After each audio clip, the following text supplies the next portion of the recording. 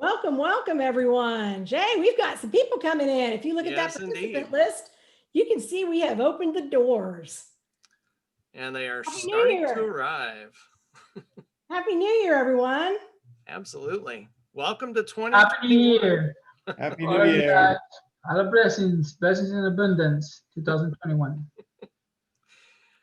Welcome, welcome. Yeah, we're gonna get started in just a moment, but of course, just like we would do if we were meeting in real life, we're gonna give everybody a moment to get into the room and get situated. We can kind of see people filtering in as we watch the attendee list and see what's going on. So again, welcome everyone. Glad you could join us for our inaugural session for 2021. And again, we'll get started here in just a moment. Keep in mind that with our session today, if you have questions, we'll repeatedly ask you to use the Q&A and put those questions in there so that we can try and make sure we get those answered. But again, welcome everybody. And wow, good group already. Fantastic. Come on in, grab your seat, make sure you have something to drink. And a slice of pizza. Yeah, right. Don't forget the pizza. Get that virtual pizza, absolutely. Yes, for sure. Yeah, again, welcome everybody. And we're just kind of giving it a moment to make sure everybody filters into the room and we give everybody enough time to get connected as we get started here. We'll kind of kick it off right as we get to the top of the hour, which it looks like we're really close to that now. And Buffy, I guess whenever you're ready, if you want to go ahead and throw up that first slide, we'll get things rolling. All righty.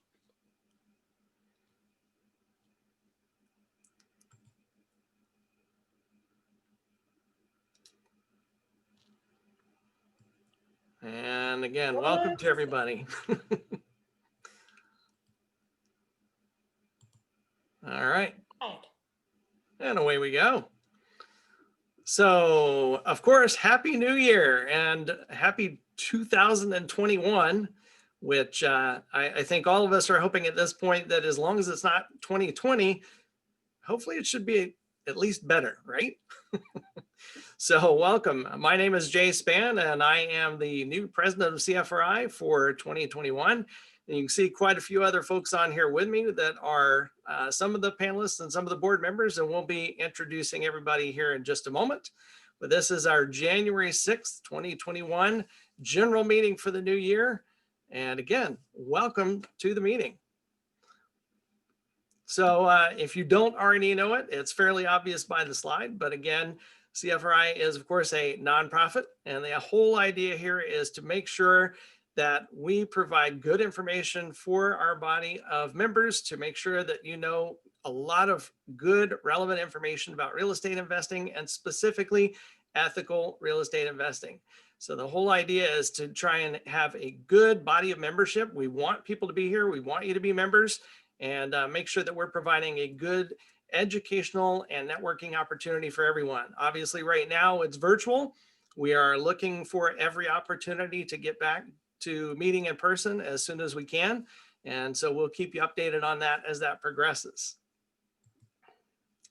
We will always give a disclaimer because it's very important that you realize that unless somebody that's giving you this information is appropriately certified in their profession, for example, a CPA or an attorney, you know, we at CFRI, we're not here to give you the legal, the tax, all those types of investment advice. And as you can see on the slide there, we are disclaiming all liability for that. You are responsible for going out there and doing your own research, getting your own information, and consulting from good professionals that know what they are talking about. But that the onus is on you to make sure that you are getting that good information. And obviously, one of the things we're here for is to try and help steer you to some of those professionals and help you take advantage of our business members.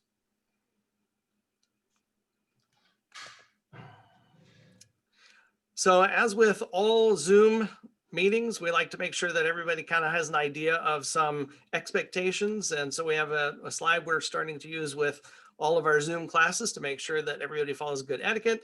You want to make sure that if you're in one of the Zoom sessions, today's a webinar, so only the people that are panelists will be able to speak. Those of you that are attendees, make sure, like we said earlier, to use the Q&A if you have questions. But whenever you are in one of the meetings, especially if it's a meeting where you have the opportunity to unmute yourself, to keep yourself muted and to keep your eye on that. You don't really want to have all of that background noise going on. Obviously, if you've been in one of those where that happens, you know what it's like when it's distracting, and try to avoid any type of background noise if at all possible, and make sure that you're in an area where you can participate and not bother everybody else. Same thing is true with other distractions. Make sure you do things with your computer, like turn off your emails, your pop-ups, those type of things. And a good idea, always try to check it first and make sure it's going to work. There's nothing more frustrating than trying to get into a class and finding out you missed the first 5 minutes because it didn't work. Along those same lines, again, try to exercise some good courtesy. Not that we're here to police anybody eating on camera, but just try to keep those things to yourself. And one thing that is very important is the only way that you have the opportunity to advertise when you're on a CFRI meeting is you have to be a CFRI member and control the property in order to advertise it. And the same thing is true for businesses. You have to be a business member to be able to advertise that as a part of like your background if you're on one of these calls. So no promoting anything outside of CFRI. We're here as a part of CFRI to promote CFRI. So that's the way we want to keep it. All right. Without further ado, we're going to go around the virtual room that we have here and make sure everybody has a chance to meet their new board of directors. You've already gotten enough boring chance to hear me. So, but real quickly, my name is Jay Spann. Again, I'm the president for 2021. Thank you to everybody that helped make that possible. This is my 4th year of serving on the board. Obviously volunteered and stuff before that and been dabbling in real estate for many years. Probably, I think first time was maybe back in college when I thought I wanted to be a real estate agent, and did that for a while, and it just progressed from there. So glad to have the opportunity to serve all of you. And we're going to kind of go around the room in the order that you see on the slide. Like I said, give you a chance to meet everybody. So Stephen, say hello to everybody and tell us a little bit about yourself and what's your primary area of real estate investment? Hey everybody, it's me here, Stephen Young. I'm your new vice president for this year. I've been a member at CFRI for, I'd say, almost 3 years now. I actually joined, the reason I joined was actually due to the marketing director that you're going to meet, David Pupo, said, hey, you need to go here and link up with these people. And I've done it, and I've been volunteering ever since, and I'm continuing to volunteer by being on the board, and I just look forward to continue to help this organization as much as possible. And the field of real estate that I'm in or interested in is multifamily. I have a couple multifamily properties that I manage, and I'm also vacant land. So it's a little odd, but that's what I do. I'm the land man. So back to you, Jay. Outstanding. Thank you, Stephen. And with that, we'll move on to Mr. Greg Bond. Greg, how about yourself? Hey, Jay. Yeah, I joined CFRI 2014. Started my experience with CFRI, and it's been wonderful. I served as treasurer in 2016, 2017, took a little break, served as treasurer again in 2020, and now again in 2021. So organization has been absolutely wonderful. A lot of great information, a lot of great people. So I would just encourage anybody that hasn't experienced one of our in-person meetings to hold tight and look forward to seeing all those new people at the first meeting that we can get to as an in-person meeting. My specialties in real estate, single-family homes. I've been investing since 1988, and just recently in 2016, I started getting into self-storage and assisted living. So.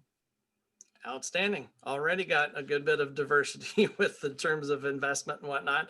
And certainly one of the things that you'll see as a common theme here is all of us are here for a reason. We want to volunteer, we want to help, and we do that because the organization has given a lot to us as well. With that, let's move on to our secretary, Chad. How about you? Hey, everybody. Thank you, Jay.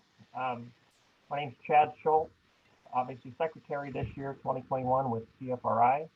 Last year and also this year, the leader of the Volusia County chapter of CFRI. I got involved about 3 years ago, I think it was, just maybe a little more, and had a good time ever since. Met a lot of good people, made a lot of good contacts. Um, my area of interest is mostly buy and flip. I do a little bit of wholesaling, and I do have one property that I hold.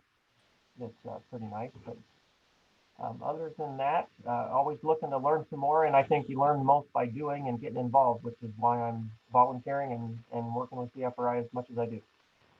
Could not agree more. Absolutely true.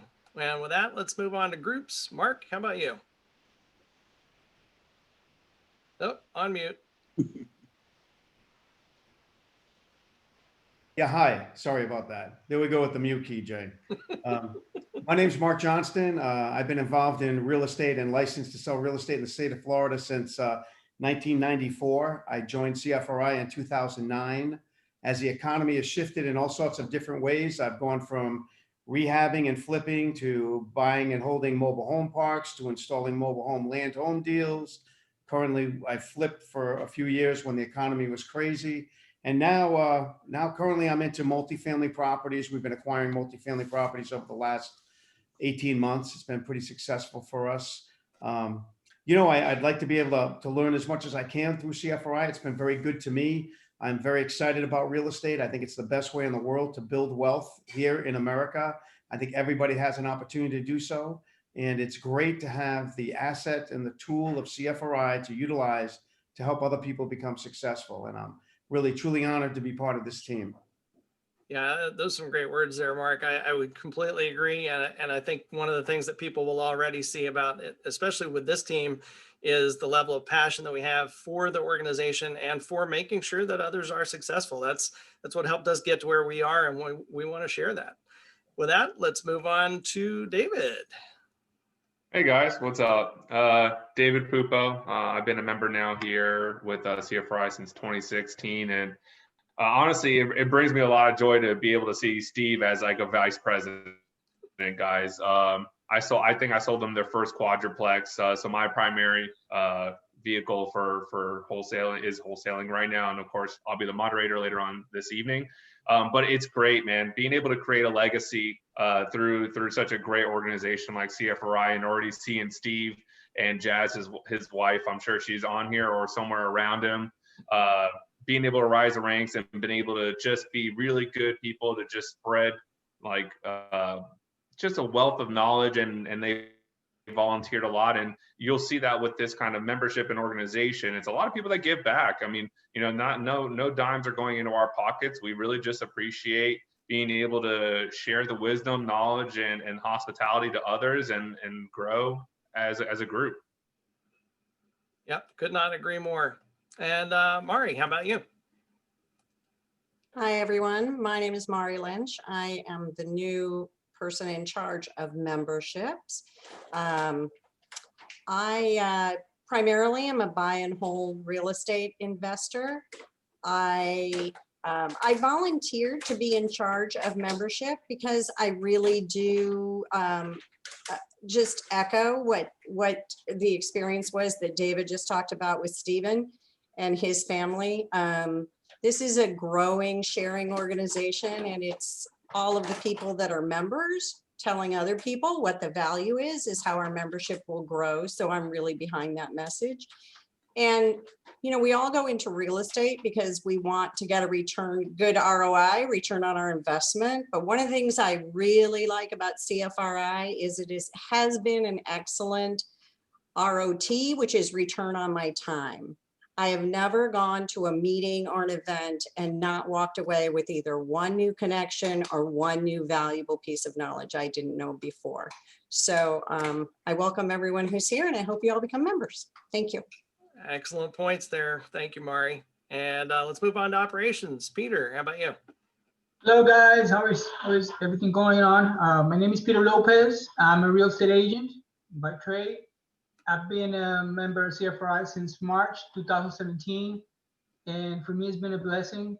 I, carry on very deeply in my heart, CFRI, and all I've learned in the last 3 years. Mostly I've done fix and flips for the first-time home buyers. And I've done, right now we are holding two rental properties, and my wife, she managed a few others in Puerto Rico. And I'm looking forward to meet most of you in person and hopefully inspire you to take action, and move on and take advantage of what we offer. Okay? Thank you, guys. Excellent points. And I like that inspiration point that you made there, Peter. We should definitely be inspiring all of those people out there that are right now. If you haven't volunteered, if you haven't tried out to be one of the board members, we're going to be looking for you to fill these spots later on. We can't do them forever. As much as we might like to, we can't do them forever. So with that, let's move on to last but not least there, programs and Phil. Hey, good afternoon, everybody. Evening. My name is Phil Georges. I guess I'm the new program director here at CFRI. I have been a member of CFRI since 2003. I've been in real estate since 1984. My primary and only focus at this point is multifamily real estate. And I am the focus group leader for the multifamily and commercial group, which meets the second Tuesday of every month. I've been doing that for 2 years. And I really enjoy seeing the light on someone's face when they make their first deal or they understand a new concept. So I enjoy doing that. Outstanding. Thank you so much, Phil. And, we really could not do what we do if it weren't for the help of one particular individual that's at the bottom of that page. That would be Buffy. Buffy, why don't you at least say hello to everybody for us and just, let them know that you're there, because obviously we couldn't do this without you. All right. Thank you, Jay. I'm the woman behind the curtain. So I make things happen in the background. I'm here for you guys. This is my 8th year with CFRI. So I'm excited to have a new year and a new board, and looking forward to serving everyone and helping anyone in any way I can. You can always reach me at executive@cfri.net, or you can call us at 407-328-7773. And unless I'm in a meeting, I pretty much answer the phone anytime. So I'm here to help. Thank you. Absolutely. Thank you. And Buffy made a good point there about, if you do want to reach any of us, obviously the email addresses are there and they're fairly easy to remember. So definitely, if you need something where one of us could help you out, please do reach out to us and let us know how we can be helpful. And let's move on.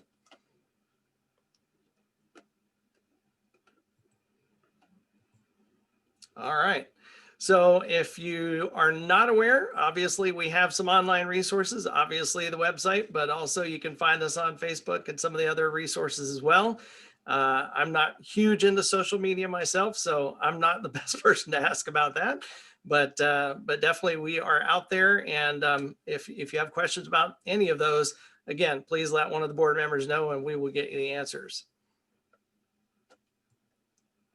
We are a member of the National RIA, and we are proud to be part of that and be a chapter of that. I have been for quite a while. And with that, we get access to a lot of great resources. And let's move on. So speaking of those, here are some of those discounts. When you are a member of CFRI, you have access to these discounts. We'll look at a couple of them individually in a moment, but there's kind of the overall view of many of them that we have available. I'm sure many of the folks on the screen will tell you that they have used several of those. I know I can say I've used maybe about half of them, maybe not quite half, but several of them. And they are absolutely great resources to have and take advantage of. You can find them on the website, CFRI.net, obviously under member benefits. One of those in particular, we'll give you a little bit more info on, is the Home Depot program. And you can get, as you can see there, the 2% purchase rebates, 20% paint discounts. One of the things that you do is you sign up for their Pro Extra program, and then you register cards that you're going to be using with them. And you just have to make sure that the code there in RIA is in your account for each one of those cards you're going to use. And they keep track of that. Makes it very, very easy. And many of us have gotten some nice rebates back from Home Depot by spending a lot of money there. Another one is Office Depot and Office Max, and you probably have heard stories in the past. If you're new, you may not have heard some of the stories, but several people have saved a good bit of money, especially on going and getting things printed at Office Depot, Office Max. To do that, you just send that CFRI card to the 884 number there, and you get the purchasing card that you can use at Office Depot and Office Max, and you use that to take advantage of that pricing.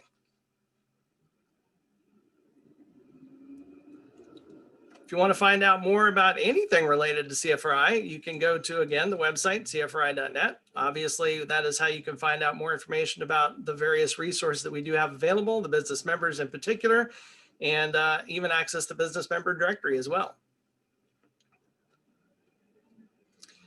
Now, one of the things that is, of course, very important here is to take advantage of a lot of the meetings and classes, and especially the discounts, is we want you to be a member. So if you're not already a member, take advantage of it. Right now, we're running a special offer, and you can save $25 with that promo code you see on the screen, New Year 2021, and you can visit CFRI.net and sign up.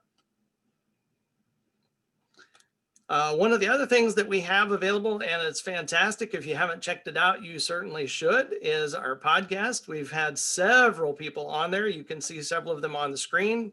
Several of them are, of course, board members, lifetime members, things like that.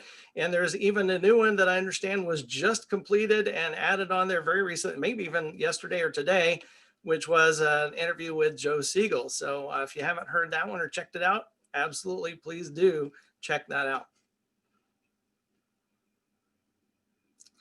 Now, we are going to go into our next segment where you get a chance to see what deals might actually look like. And in just a moment, Stephen is going to be talking with Fern about the current deal of the month. But we always want to have new and exciting deals to be able to present. And the way that we do that is we ask our members, hey, do you have a deal? You know, it's not difficult to come up there, and you can even get a $50 Home Depot gift card. I said that right, Buffy, right?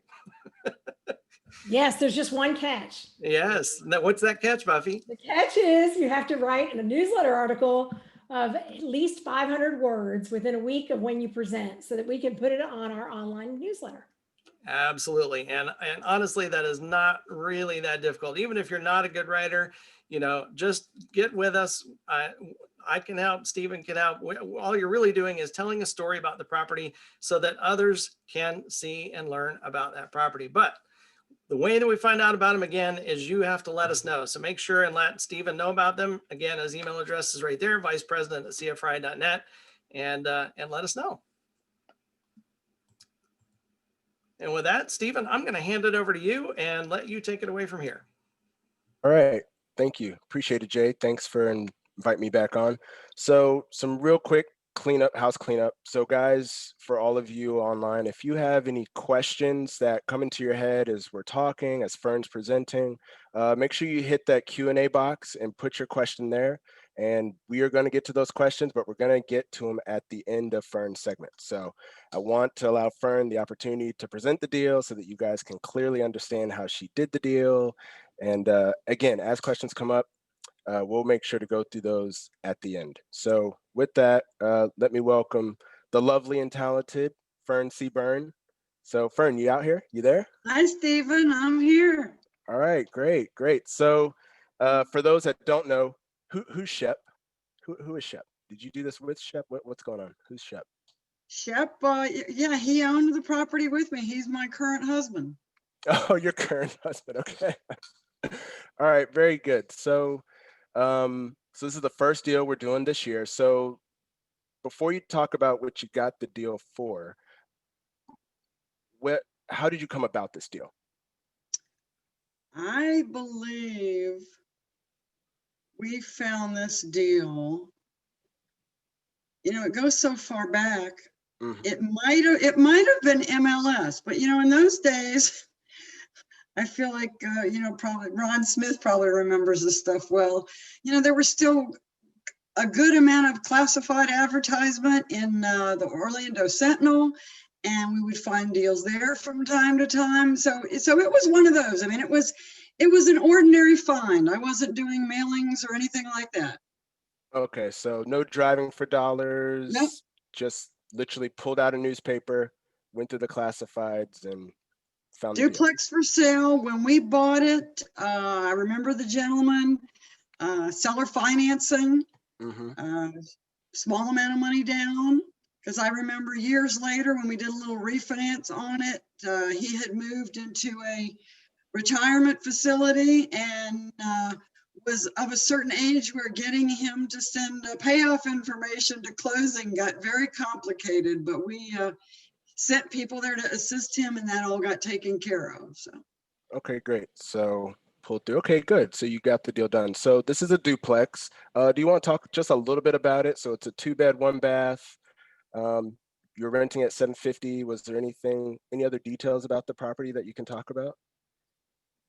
I mean, the property itself is pretty straightforward. It's if you know the area, it's in Lake Mary, close to the intersection of Lake Mary Boulevard and Country Club, where the elementary school is located.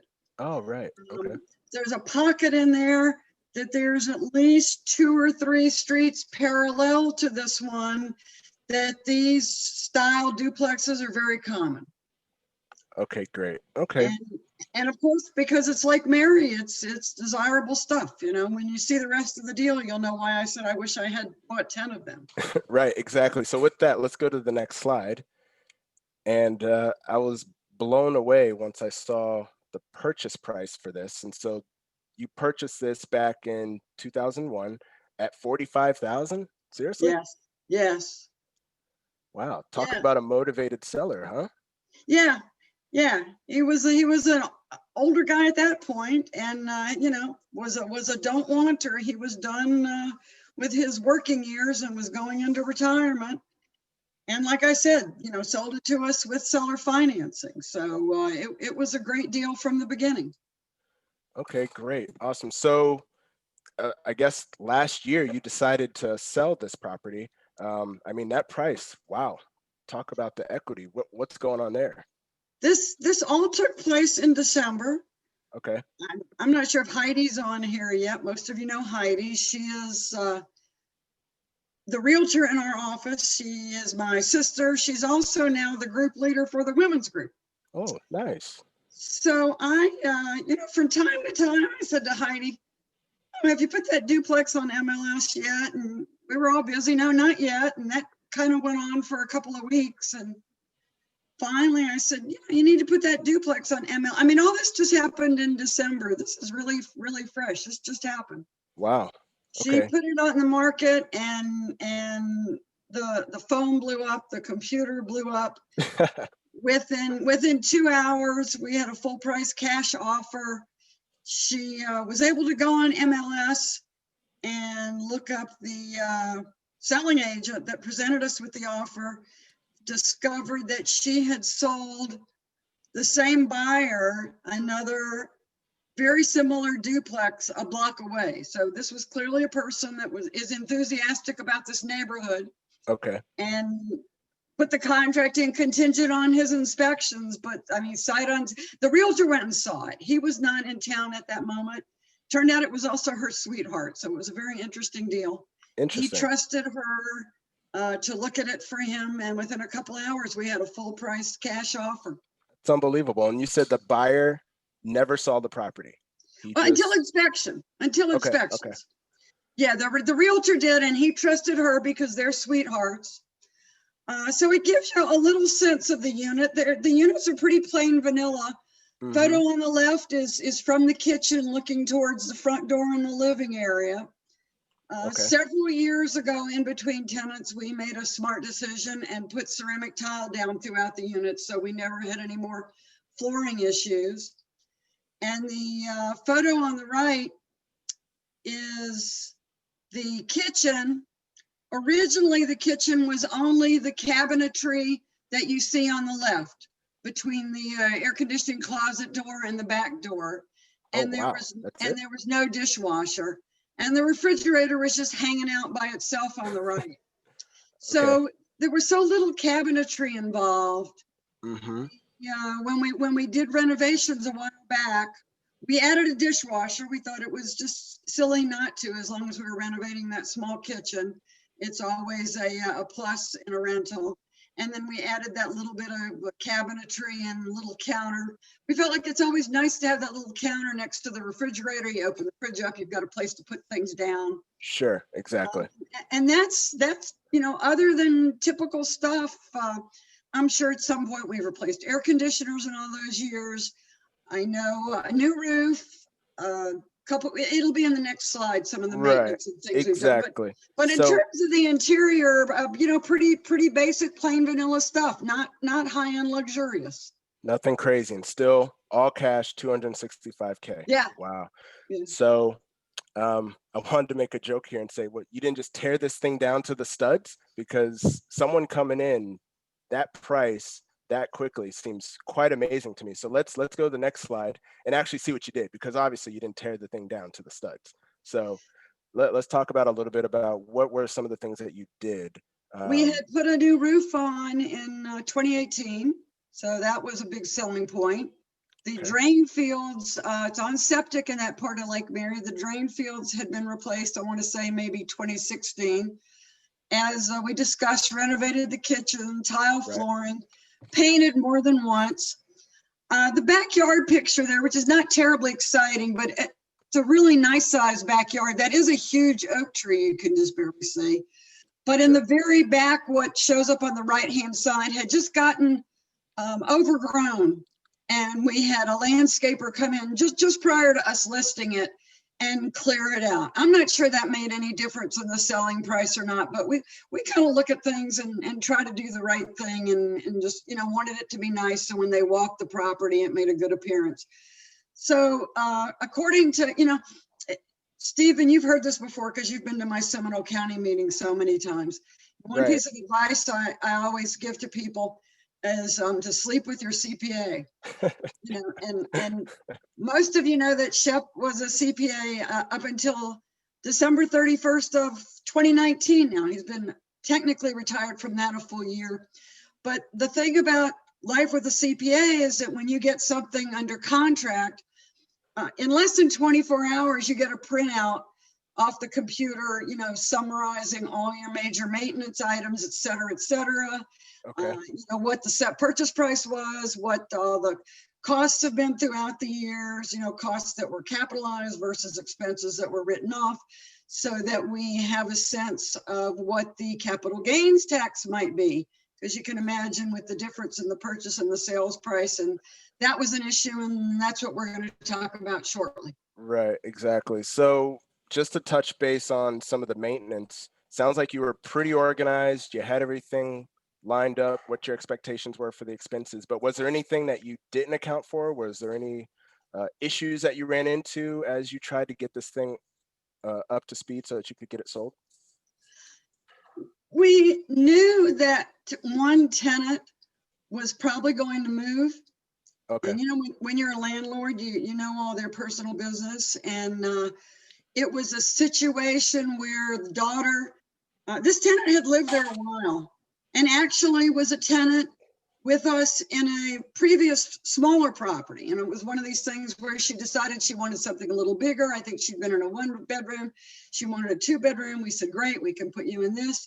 So we had a long-time relationship with her, and she had the child. And as the child got older, things in life change. Right. And the child became of age. And next thing she knew, the grown child, I think, moved in a sweetheart. And I think mom was having political, personal type issues with that whole situation. Sure. And instead of kicking them out, decided the best way to clean up the mess that was in process was to move. Okay.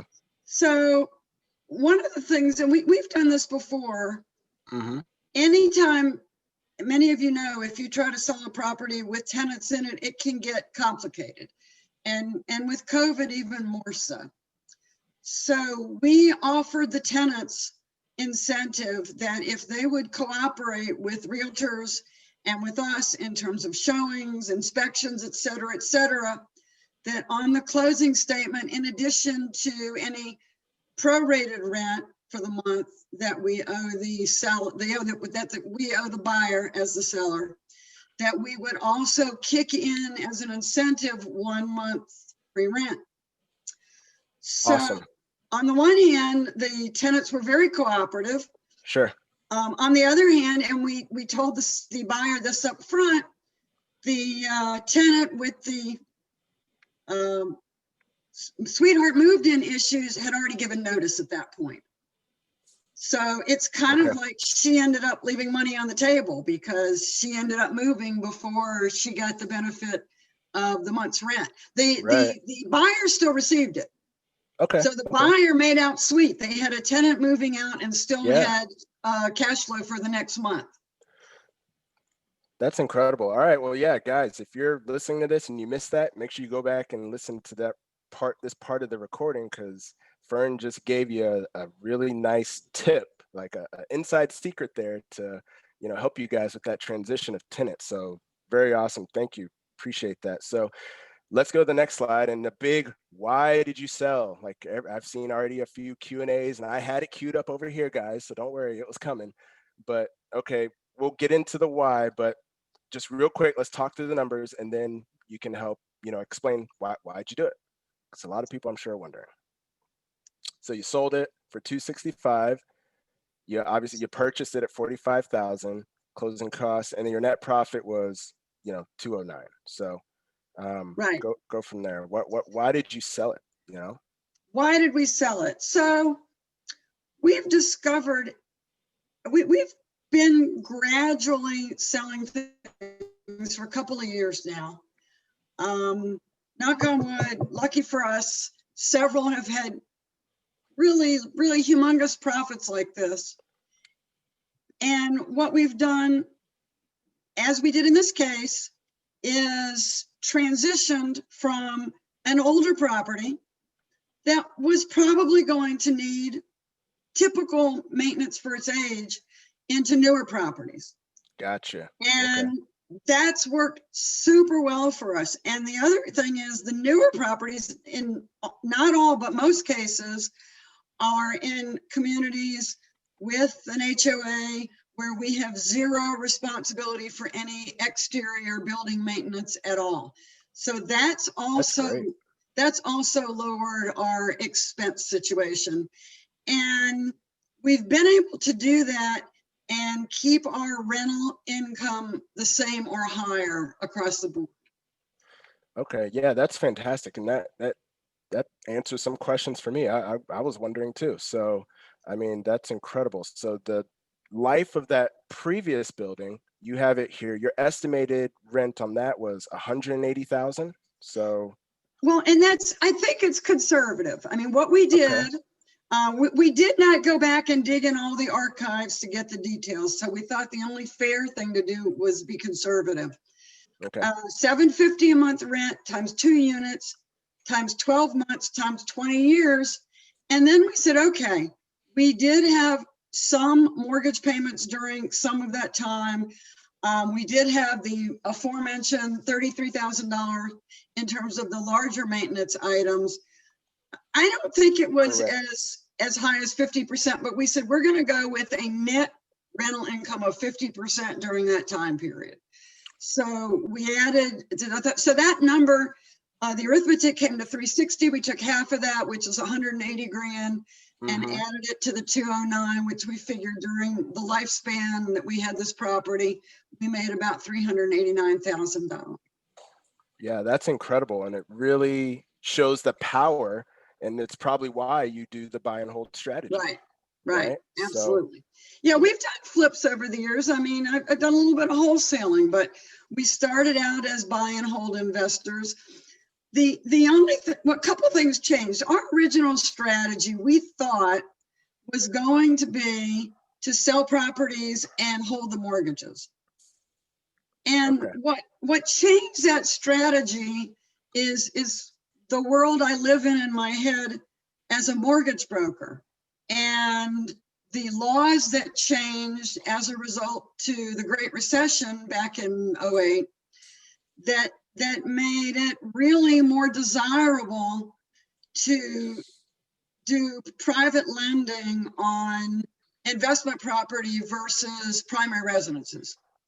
Gotcha. So that was why we really, in many cases, properties we've sold, even a duplex.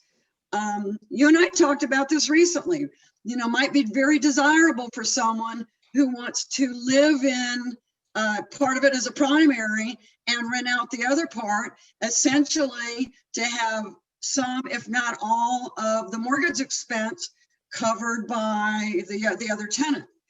And we just, you know, we didn't want to get into the complexity of saying we have a property for sale, but only if you're a landlord.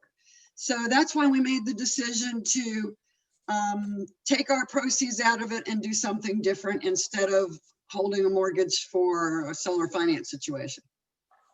Okay, awesome. Gotcha. So that leads into the next slide. So what's this? So you obviously didn't take all that money and buy a Mercedes or a BMW, did you?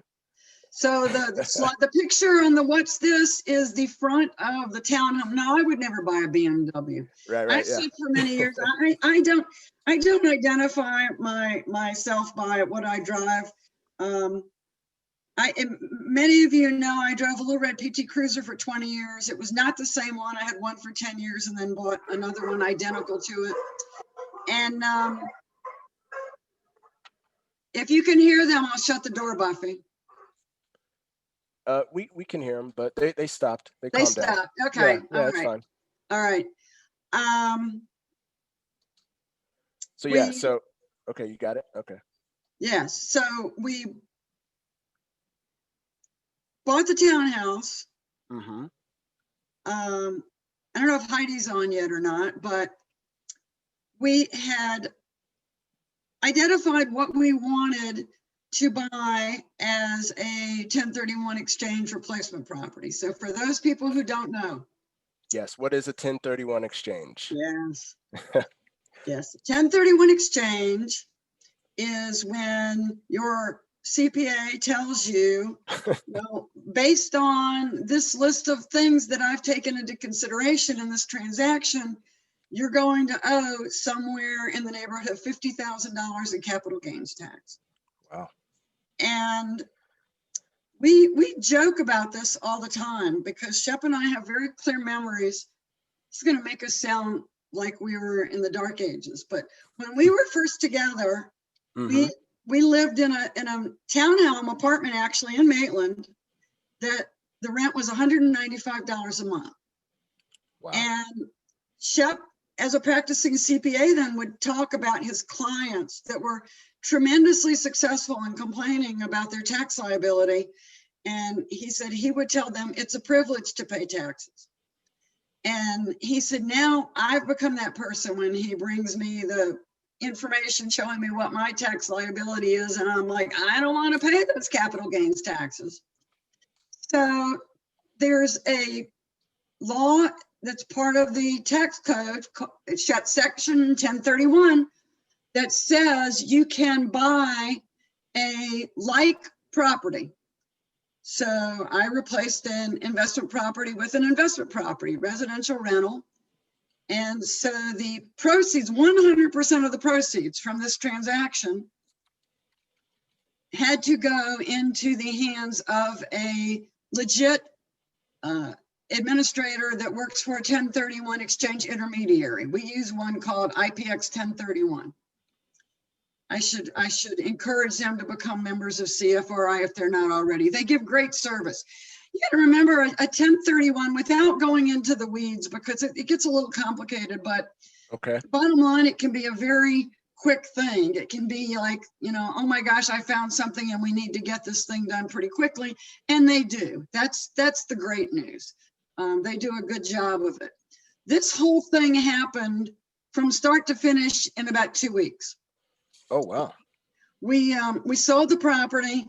They were, you know, one of the things we liked about their contract was they were ready to close basically as soon as we could get title in their inspection, which took about 2 weeks. The tax code, if Shep's on, he'll remind me, gives you, I think it's 45 days to identify a property, and I think it's 180 days to close. But Okay.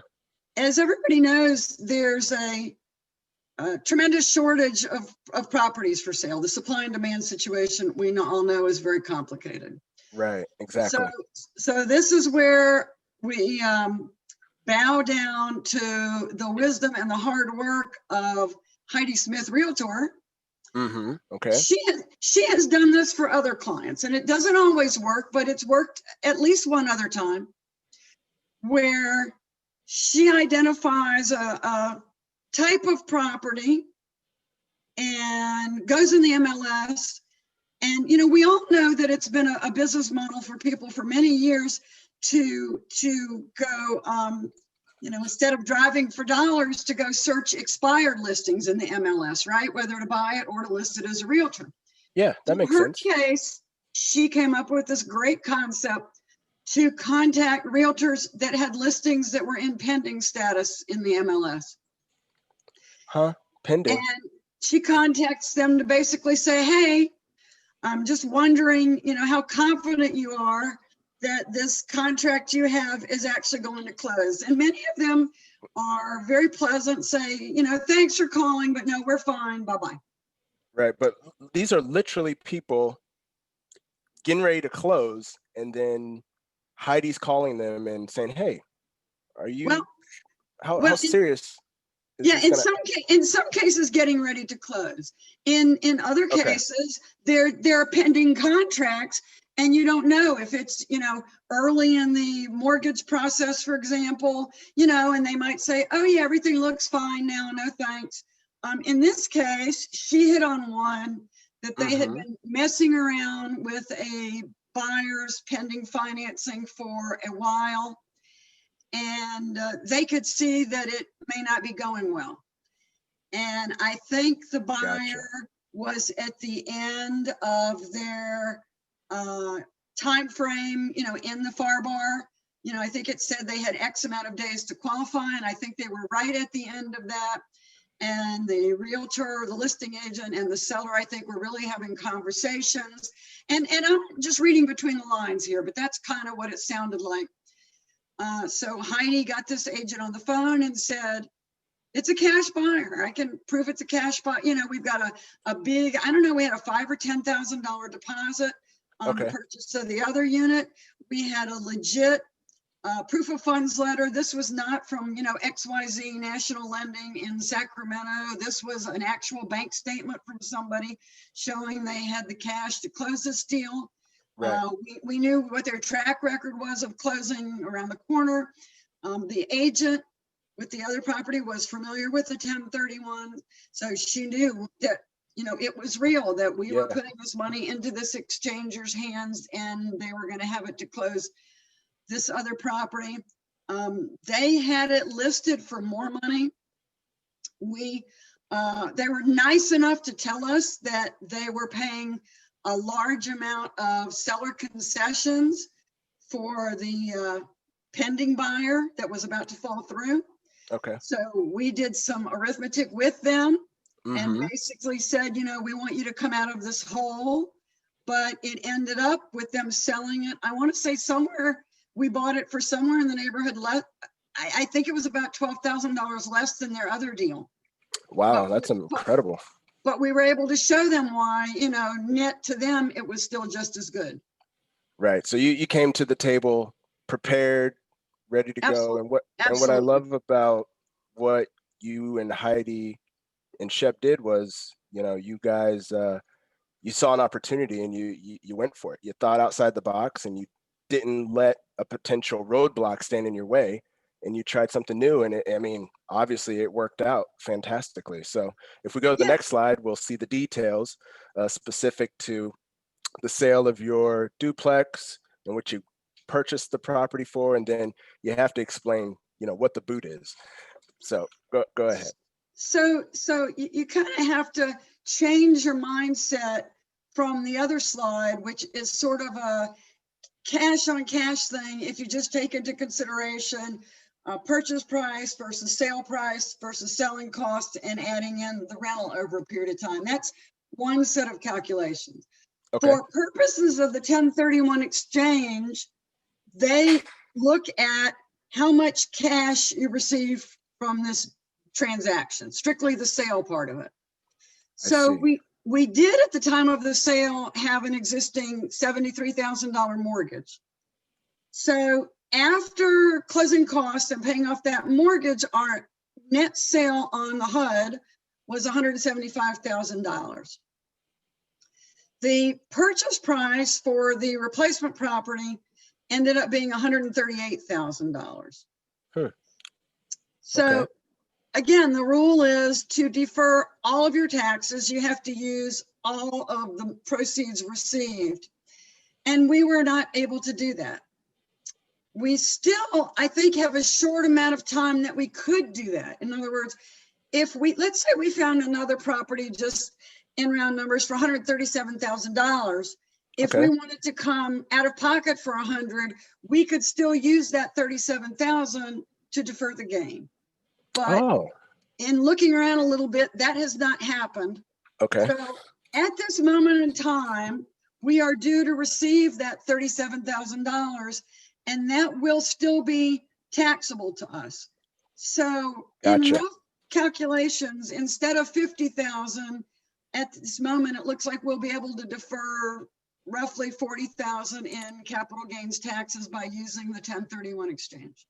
Okay, yeah, that's fantastic. I mean, that's still a fantastic story. So, I mean, that's awesome. A lot of people, I think, can learn from this, and I think they have a better understanding too of how to utilize this and understanding what situations it would call for you to do this sort of thing. So, I And think you know, I have to, put a positive spin on it. It's $37,000 more that I could spend on traveling, after we all You're get right. vaccinated, when the pandemic is over. Right, exactly. I know you got a few Broadway shows I'm sure you're lined up to go see. So, I was that'd going be- to say that'll buy some theater tickets. That's right. Yeah. You stole my joke. see, I know you so well. So, You okay, do, great. you do. This has been awesome. Let's go to the Q&A and see if Okay. there was anything there. Yeah, you have a couple in there. Okay. Yep. I see a few here. Okay.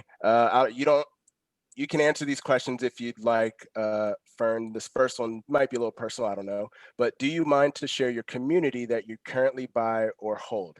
And that's for you, Fern. You mean geographically? Yeah, I think geographically would be fine. Yeah.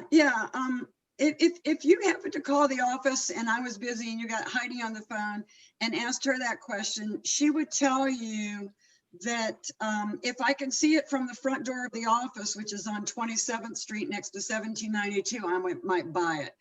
We've, it's the luxury of being in this a long time. There was a time where if you called me and said, I have a great deal in Winter Garden, I might jump in the car and drive to Winter Garden.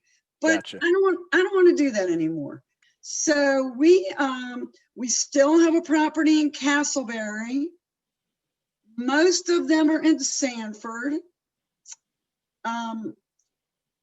Fundamentally, if someone wanted to bring us a deal, I would say from Sanford going to Lake Mary, but remaining east of I-4. And also we would go down 417 corridor, down to University Aloma-ish. Because those are things that are really easily accessible to us. And the other thing I've discovered is when you put together a crew of maintenance people, they don't like it when all of a sudden you're like, oh, I need you to go down to Kissimmee, and fix a pipe that's busted under the sink. So it's become a positive force to keep everything geographically desirable for that reason also. Okay, excellent. Yeah, that makes a lot of sense. Okay, next question is, and you may have answered this, but I'm gonna go through all the questions. Yeah. People took the time to type them. So, is 1031 exchange purchase 100% of your net proceeds before commissions and closing costs, or after? And can it be more than your net proceeds? So the answer is yes, it can be more than your net proceeds. We did one a couple of years ago that was also a deal of the month where we ended up with enough to buy like 1.5 properties, and Okay. we're able to locate 2. So we added the difference and we're able to defer all of the taxes at that time. But the answer is you have to use every dollar that's net to the seller on the bottom line. The only way I would say you could quote unquote help yourself with that, let's say for example, that the roof needed to be done and we hadn't done the roof 2 years prior. And I could contact a friendly roofer in CFRI and say, hey, we want to put this roof on, but I need you to let us pay you out of the HUD. So instead of paying it, out of our pocket and it being a capital expenditure at that point, if we paid for a major item like that on the HUD, that would have reduced those proceeds and reduced, in this case, the boot or, the amount we needed to reinvest. I hope I Right. didn't get in the weeds on that. If I did, ask me to make it simpler. Okay, no, that's great. And again, you guys can rewind the tape here, right? And play it over again. And at the end, Fern, I'll ask for your contact info. And if anybody wants to talk to you further about it, they can do that Yes. at that time. Okay, what is the difference between buy and hold versus being considered a landlord, or is it the same term? Buffy? Oh, did you lose us? You still there, Fern? Did Yeah, you I'm lose, here. I wasn't okay. sure what her little note meant. So do I Nothing. just? No, I make the questions go away, or Jay does. That's all. Gotcha. You're gonna answer It's it just a- live. You're Well, answering. We're just moderating. Gotcha. So behind I don't think there's much difference. I mean, it's a casual real estate investor term. For example, in mortgage land, there's only 3 types of properties. There's a primary residence, there's an investment property, and there's a second home. So you could make the argument just in casual conversation, a vacation home, a second home is also a buy and hold. But for purposes of this conversation, it's something that I'm holding for investment versus a flip, for example. Okay, very good. Let's see. Just have a few more coming in. Norm. Yep. I will be selling some land which has been rented in January. On a 1031 exchange, can I use the sale to invest in residential home or duplex rental? Unless there's someone else on who knows more than me, Norm, I'll give you the contact information for IPX 1031, and they'll be very helpful with that information. And also, Buffy, if you want, I'll send it to you tomorrow if you want to send it out to the attendees. Sounds good. Okay, great. Thank you, Buffy. All right, let's see, just a few more here. I thought on a 1031, the purchase price of the new property had to exceed the closing value of the sold property. It has to exceed in order to defer 100% of the gain, you have to use 100% of the net proceeds, not the closing value, not the purchase price, but of the proceeds. So, that's why in this case, we end up with this kind of hybrid situation where we were able to exclude most of the proceeds, but not 100%. Okay, great. And last question I have, can you 1031 exchange a primary residence? So I'm going to say no, but it's a long answer to a short question. And again, if Shep's around somewhere, maybe he wants to chime in. I don't think there is, because in the tax code, it already provides for preferential treatment of homestead property. So if I'm not mistaken, yeah, thank you, Buffy, that's it. If I'm not mistaken, it's $250,000 for an individual, $500,000, $500,000 for 2 people. That is automatically not even deferred, totally excluded, that you can just ignore as long as you live in it for 2 out of the last 5 years and buy an equal or higher priced replacement property. Okay, very good. Great. Well, this has been fantastic. We've got no more questions. So we've got a ton of information just from this one deal. So it's a great way to start the year. Super excited. So Fern, if anybody wants to contact you further to talk more about 1031 exchange or just general questions about real estate, because you are, like you stated, the group leader for Seminole County, what's the best way for them to contact you? So at our office, which is Mortgage Professionals of Central Florida, we are a business member. We are one of the few who do both conventional and private money loans, doing lots and lots of loans right now under 3%. It's unbelievable. The office number is 407-330-2855. And my direct email is Fern, F-E-R-N, at cfl.rr.com. Okay, great. Well, again, thank you, Fern, for taking the time to share this deal with us and just further help move the organization forward. So this has been excellent. So again, thank you. We appreciate it. You're very welcome, and it gives me the chance to shout out whoop whoop and raise up the new board. It's very exciting. I know most of you really well. I've done deals with some of you. It is truly appreciated. You know, I tell this story many times. I was a realtor before I was in CFRI.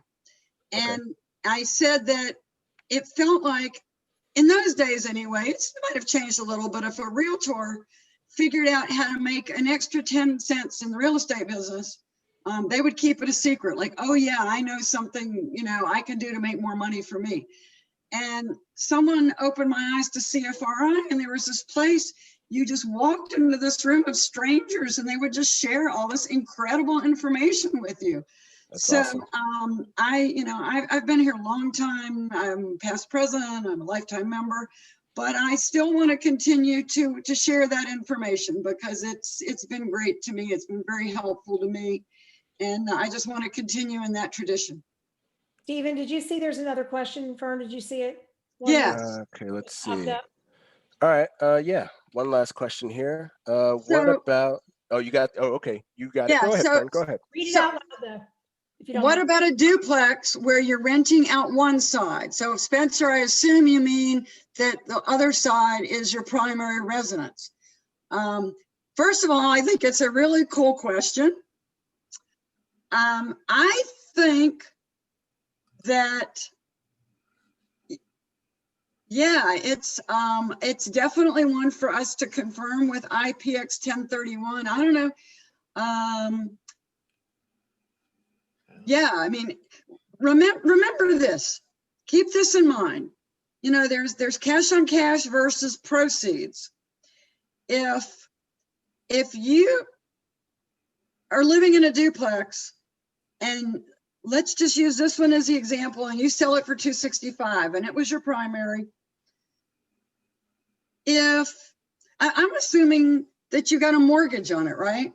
So using the same situation, if you walk away from that transaction with 175 and you use those funds to buy another duplex that's more than the 265. So remember, we're getting a little bit in the weeds between tax code on primary residences and the 1031 situation. But I don't think you would need to do the 1031. I don't think the 250 is based on the purchase price. I think it's based on your gain. And I think there's an exemption on 250 of the profit. Don't hold me to that. I keep shouting to the big guy who's in the other room here somewhere, but yeah, that's more something we should consult with IPX or CPA. I don't think you would, unless it was a straight out cash, no financing transaction. I don't think it's that complicated, although I think it's a great question. Right. So with that, guys, again, like Jay alluded to in the beginning, you know, do your research, do your homework, go to multiple resources and learn as much as you can. So CFRI is helping open the door, but you guys got to walk through and learn as much as you can. So again, Fern, thank you. We appreciate you, and we'll see you around. So with that, Jay, it's back to you. I appreciate that. Again, thanks to Fern for doing that deal. That is absolutely fantastic. I love when we have the deals, but it's even better when we have the deals where it's got multiple prongs to it and you can see a lot of different techniques, especially something like the 1031 exchange, which we don't get to see as much of. Obviously, we're going to have many, many more deals, but we want to encourage our members to make sure and let us know that you have deals send that information to Stephen so that we can get you on here and we can educate everybody else. Obviously, everybody got a great deal of education from Stephen and Fern with that deal. That was fantastic. So great information. Now, obviously, we have our general meeting every month. It's usually the first Wednesday of every month. And you can find out all about what the meetings are and what's going on by visiting the website and seeing, the calendar of events. Right now, as I think it's fairly obvious with COVID going on, everything for the month of January will still be a Zoom meeting. It'll be held online. Not yet meeting in person, but the board will be meeting again this month to think about what we're going to do for February and what our options are and what we maybe can do. We're evaluating it on a month-by-month basis and seeing just how quickly we can get back to meeting in person. Buffy, if you want to move on to the next one there. And when you go to the website, you can see a view of the calendar. It looks kind of like this. Obviously, we don't expect you to read it right now. You can read it by going to the website and see all the different meetings that are on there. We have meetings that are the county meetings. We have focus group meetings. We have the general meeting. You need to be a member to attend the focus group meetings. So you can get a lot of information. And, just by looking at that calendar there, you can see that we have a lot going on. There are a lot of opportunities to learn about a lot of really interesting subjects with a lot of fascinating people that can pass along a lot of good information. And Buffy, yep. All right. So that is going to take us to our next session where we're going to get into our panel discussion with some local wholesaling experts, some folks that are very, very knowledgeable about wholesaling and a lot of great experience. I think I know just about every one of them. And you're going to get a lot of good information, especially because you get the great treat of listening to David Pupo talk to and interview these folks.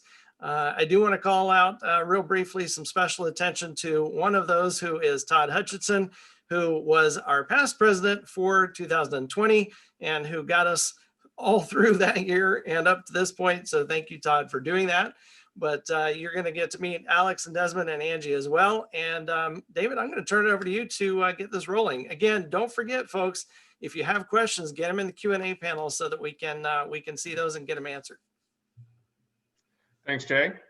As Jay just alluded to, thank you very much. I just became the marketing director for here at CFRI in 2021. Very excited to be able to launch the new year with you guys, and we have an amazing group of people. Everybody that we decided to bring onto this panel are people that I personally have done deals with.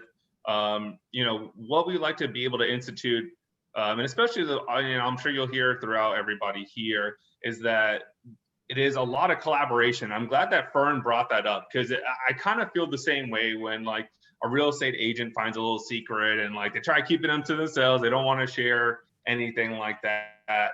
These people here on this wholesaling panel, and we're going to go and have everybody introduce themselves shortly, have been very big in my life in almost every different way, whether it's business, whether it's personal, and it's been a great accountability. So I wanted to start off with what Jay kind of said.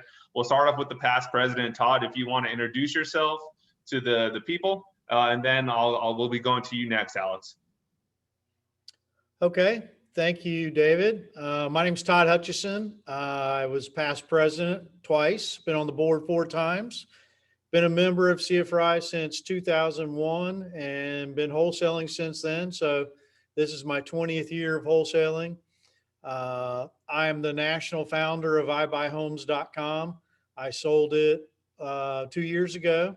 I still own the rights to about 15 counties over the area. And I also sell roofing. I've done deals in 6 states, I think, wholesale deals, but mostly here in Florida. Awesome, brother. And talking about going into multiple states, Alex, go ahead, my man. My name is Alex Quezada. I run a 7-figure wholesale business in Orlando, Florida. We virtually wholesale even properties in Orlando.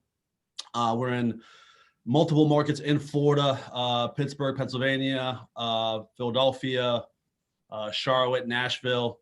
And I also do some rehabs. I also own some self-storage facilities, mobile home parks. I own a cold call center in South America where we get a ton of our own leads. And we offer obviously the services for other people as well. And we're just continuing scaling our business and trying to really help others. And we've done a lot of deals with other people in this in CFRI. I bought roofs from Todd, so it definitely is a community, and it's great to work together and do a lot of deals. Done deals with Angie here as well, so it's a good community and a good place to get started. Awesome, man. Well, perfect segue. Angie, if you'd like to be able to introduce yourself to the people. Absolutely. My name is Angie Kpis. I have been wholesaling full-time, I should say, since October 2018. So I'm relatively new to it. I left my corporate job in July of 2019. So I run my wholesaling business and then have recently launched my passion project, which is coaching, not real estate related, but for women entrepreneurs. So That's wholesaling awesome. has been able to afford me the ability to do that as well. And we primarily focus wholesaling around the Orlando and Tampa markets within about 2 hours of each. Awesome. Awesome. And certainly last but not least, Des, you're up, brother. Everybody, my name is Desmond. I own a company called Encore Home Offer, and we're really here basically in Central Florida. We basically wholesale coast to coast here in Central Florida. Had a really great year. Similar to Alex, I also get into some rehabs. We also do rehabs, and probably unique to most people, I'm actually also a realtor as well, and we actually run a full service real estate team as well. So yeah, we do well between all the different between the rehabs, the wholesales, and the real estate team. Yeah, that's awesome. And what I really like about the panel here is that everybody has a slight different variation of what they do. Everybody is somehow, of course, connected to wholesaling. Otherwise, it wouldn't be a panel of wholesalers. But everybody has their own way. And what I really enjoyed learning and speaking with everybody here is that the entire thing about wholesaling is that it can be whatever you want to create it to be. It doesn't have to necessarily be, here's the mold, and you have to fit it to exactly what we tell you.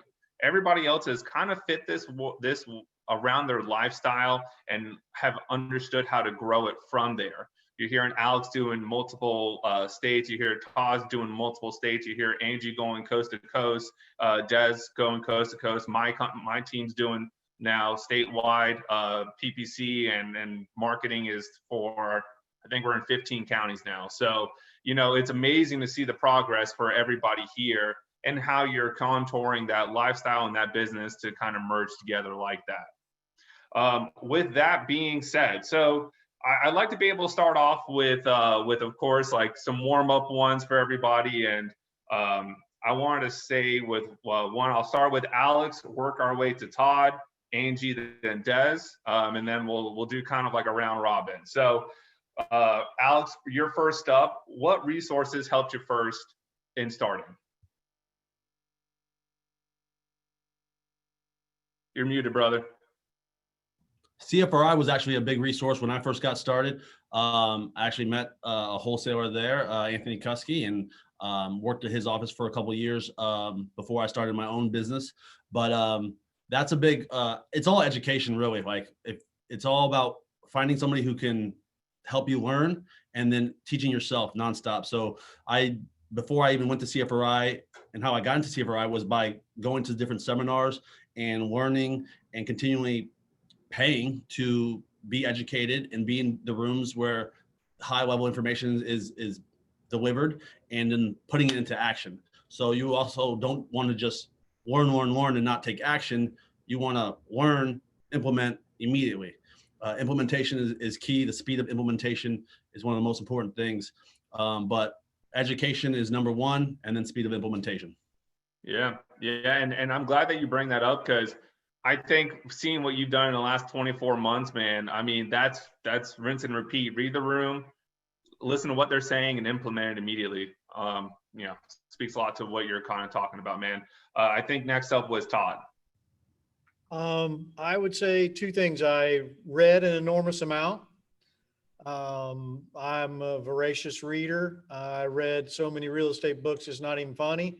And I think the other thing is hanging around with really smart people. going to the meeting after the meeting and listening to people. But the greatest learning tool is doing. And, you know, I did a deal my second month ever, and I had no idea what I was doing. Believe it or not, Office Depot sold real estate contracts. I went to Office Depot, bought a real estate contract, filled it out all wrong, and did my first deal. I wholesaled a deal. I was driving around, bought it. I sold it for $3,000 more to one of my fraternity brothers. So I took action. That's awesome. And doing was the biggest learning tool. Yeah, agreed, man. Agreed. That's awesome. Angie, what about you? So not to mimic what the guys have said already, but absolutely, I would say other wholesalers, number one, was my biggest resource. And, you know, I know Des and I still sit down and we meet and we talk about ideas and, hey, what's working, what's not.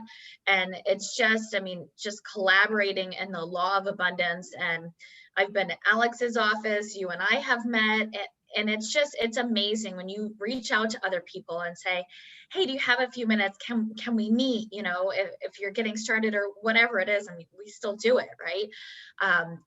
And I think that has helped me so much, because it's also helped create those relationships where, I mean, I was just texting with Alex and Des earlier today, and you and I talked earlier this week. So it builds that relationship so you can grow together, and it is really helpful to make it into what you want it to be. And I would say, you know, you're not going to know everything. So you want to make sure that you are educated. And I've done the same. I've paid for education. You know, you can go on YouTube University, absolutely. But if you want to fast track yourself, I think if you pay for education, you're going to get what you pay for, right? But take massive action, fail forward. You're going to learn as you go, but fail forward. Don't get stuck in analysis paralysis. So many people reach out to me and they've been researching wholesaling for 2 years. I'm like, well, what are you doing? Like, go do it. You know, I'll help you however I can. So I would say taking massive action, and then other wholesalers, you guys. Yeah, every day. That's funny you bring it up like that. There's people reach out all the time when I go, I think I had this conversation with you like 6 months ago. Why are we still having the same conversation, right? Yep. Yeah.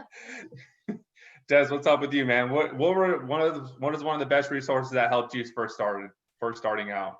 One of the best resources, obviously, you know, everything that everybody's mentioned, the CFRI, the other wholesalers, even David. I mean, sorry, between me and David, I actually met David a few years ago before I was ever even in the wholesale, and I had just gotten my real estate license, and I was just interested in learning. But aside from that, another resource that was actually really good for me was Bigger Pockets.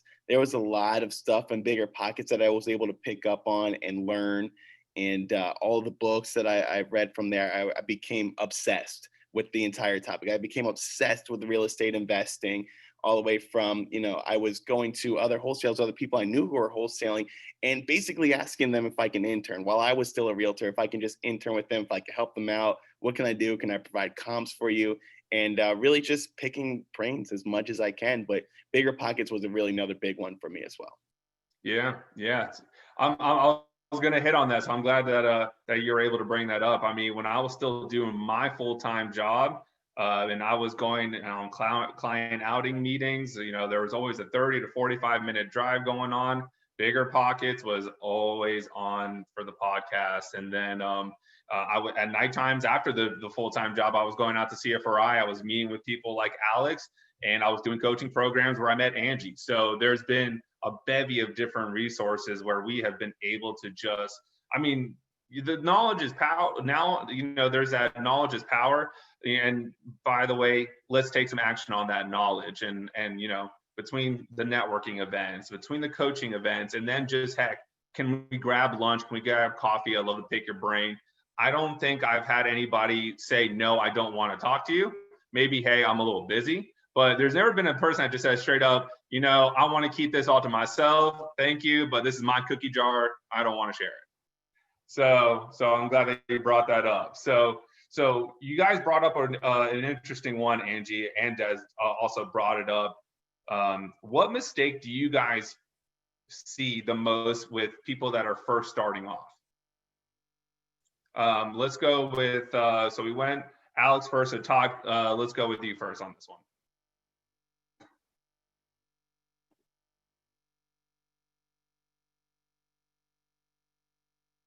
I'm Todd, sorry, you're on who's mute. going first? Is it Todd? Okay. Yeah. I'm sorry, I thought you said Angie first. So the biggest thing I see new investors make as far as wholesaling when they don't have the knowledge is committing a third-degree felony. And that is That's a pretty big when one. you are trying to sell a property that somebody else has under contract when you're not a licensed agent because they don't know better. Not that I've ever heard of anybody going to jail for that, but why take the chance? If you don't have a contract with the seller and you're not licensed, you're not allowed to sell somebody else's property. So that's the biggest mistake I see. And you know, that would be a really big mistake if you ever got caught. So that's the biggest mistake I see. Fair enough. That's a pretty good one. I wasn't expecting to say that, but I'm glad that you said that. You're always a little bit more of a wild card with those kind of things. I like that one. That was good. Angie, what about you? I would say unprofessionalism and not, not treating wholesaling like a business, not being willing or able to put money into it and treating it like a business. And you can wholesale with no money. I'm not saying that. It may take you a while, right, to get going, but you can do it. But you need to be prepared and have the tools and educate yourself. I've seen contracts that literally look like they were written out on a napkin or the back of someone's hand, and it's just it's mind-blowing to me. And then also, there are some wholesalers that it's not, we're all here, and I know I've worked with most of you guys. We're here to serve the sellers and to provide a valuable resource and to help them. And I see a lot of newer wholesalers, really having some disregard for the sellers. And for me, that's just, obviously you have to cancel contracts sometimes. That's life. That's real estate. It happens whether it's wholesaling or traditional real estate. That's okay. But, just make sure that you're treating the situation as typically a distressed situation, or a distressed house. And you're treating that with respect, because these people are often going through so much just beyond their real estate transaction. Thank you. Thank you so much, Angie, on that one. I probably use that as kind of one of my soapbox stances as well. I think what social media has been able to provide is a resource for people to get new information, but it has also been able to contour a certain image that you make one or two calls and you get to cash in a $10,000 check. And let's just not even talk about what's going on with the seller. And that's actually, and I've had the conversation with every single one of you about this. And when the seller gets lost, that's when it becomes predatory. And that's where I feel that we are doing people a very big disservice. If you're here to just be a con artist, go find something else where maybe it doesn't ruin their lives. This can ruin a life. And I really feel like there has to be a little bit more weight put on that. And so I'm really happy that you brought that one up. Des, what about you, buddy? Yes, so I have a couple of mistakes that I see people here happening. One that I see very often is follow-up. A lot of people think that, the deal's going to come in, the seller, oh, you got a new seller inquiry, they don't agree to your price, off to the side, onto the next one. But what people don't realize is the majority of our business comes from the follow-up, and we have automated follow-up systems that happen in our CRM. And to the point where, we just, I'm doing a flip right now. We actually decided to buy this one. This one's out in Longwood, but this seller first came into my system a year and a half ago. And through consistent drips and everything else, and they finally came around and agreed to our price. So that's one. And then the second one that I see, well, there's actually a third one as well. The second one that I see is people giving up. So people think like, you're getting a seller on the phone, and what we need to realize as wholesalers is that you're looking for the minority of the minority of the minority of sellers. the most sellers and the very, very mass majority of them are going to want a market offer and deserve a market offer for their property. Quite frankly, it's a nice property, and they have the time or the abilities or the know-how to be able to sell it. And people will, they'll cold call for, a couple hours, hang up the phone and be like, well, there's no wholesale deals in Orlando, but that's not true. Where'd they go?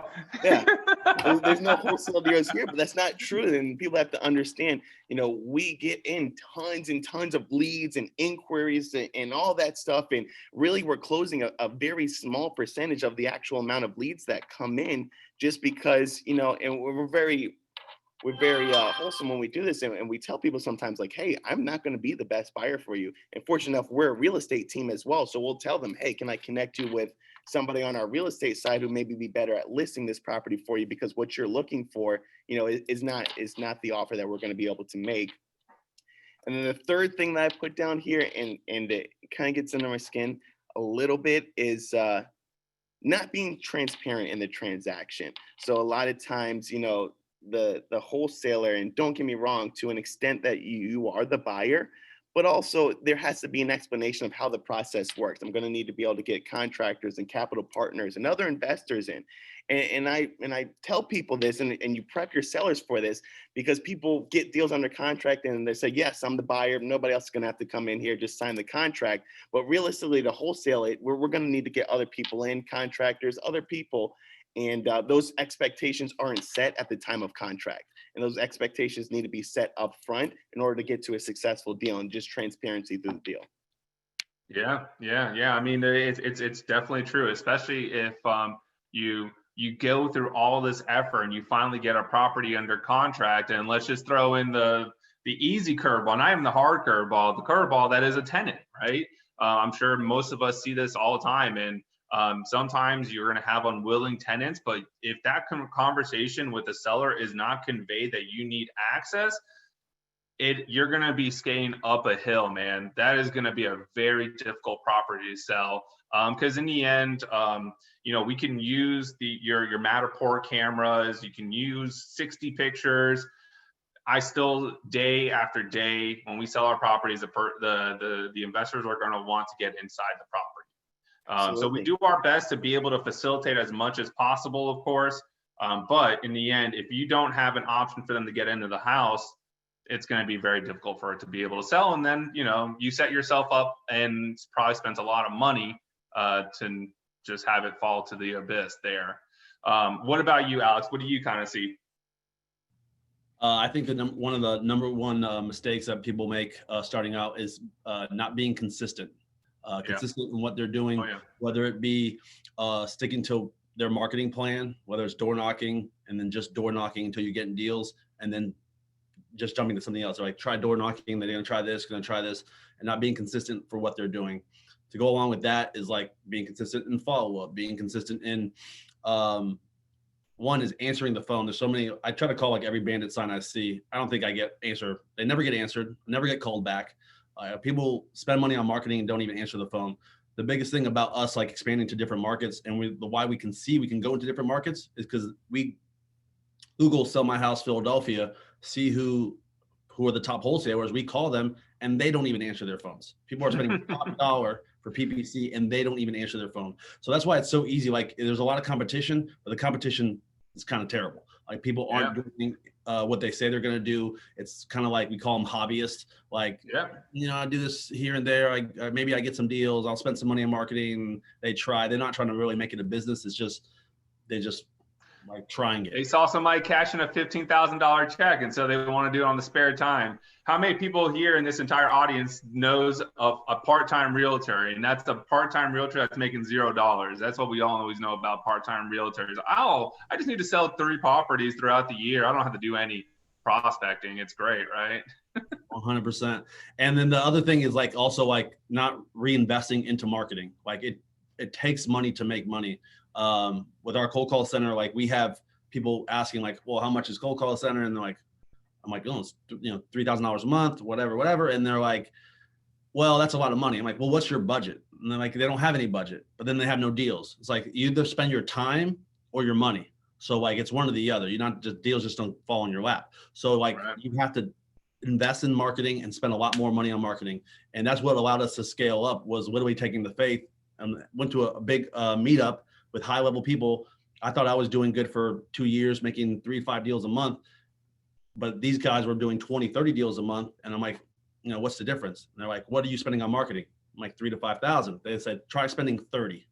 And I took my Amex card, spent 30,000 and made 110 grand the next month. Like, it takes money to make money. Like, you can do it for free. You can get started for free. You can go knock on doors. You can get started, do this with no money down, 100%. But it's going to take you reinvesting into marketing to consistently have deal flow and close deals. Yeah, man. I agree. And where I kind of started off was as much labor time intensive stuff, and then as you grow your business, you now start leveraging your labor with the money. But one of them has to be always consistent. It's not, and I wish somebody told me this one a little bit more. And after all the podcasts, after all the course, after all that, so I wish somebody just said, Dave, just keep focused. You know what I mean? Don't look at subleasing. Don't look at, flipping. Don't look at buy and holds. Don't look at lease options. Don't look at notes. If you want to wholesale. That's it. Just stay consistent. Just build it. You got to build it. You got to start the foundation, right? There's no foundation if you keep on going, well, I put a brick here and then I started building another house over there. And then I put another brick here and then I started building. You're not building a foundation. There's nothing there. So excellent, brother. All righty. So we went through what some of the biggest mistakes are. I wanted to use this one as just, and I've been able to chat with everybody here in different ways of seeing it, but what are you forecasting for 2021 when it comes to real estate? Des, you're up, my man. Okay, so let me disclaimer, this is completely opinion, and by no means do I have a crystal ball. My personal prediction for 2021, and you're talking about going through this year, correct? Whatever you believe, there are going to be some highlights. I mean, you can't, say we're going to experience a 10% year-over-year growth or something like that in housing prices, but.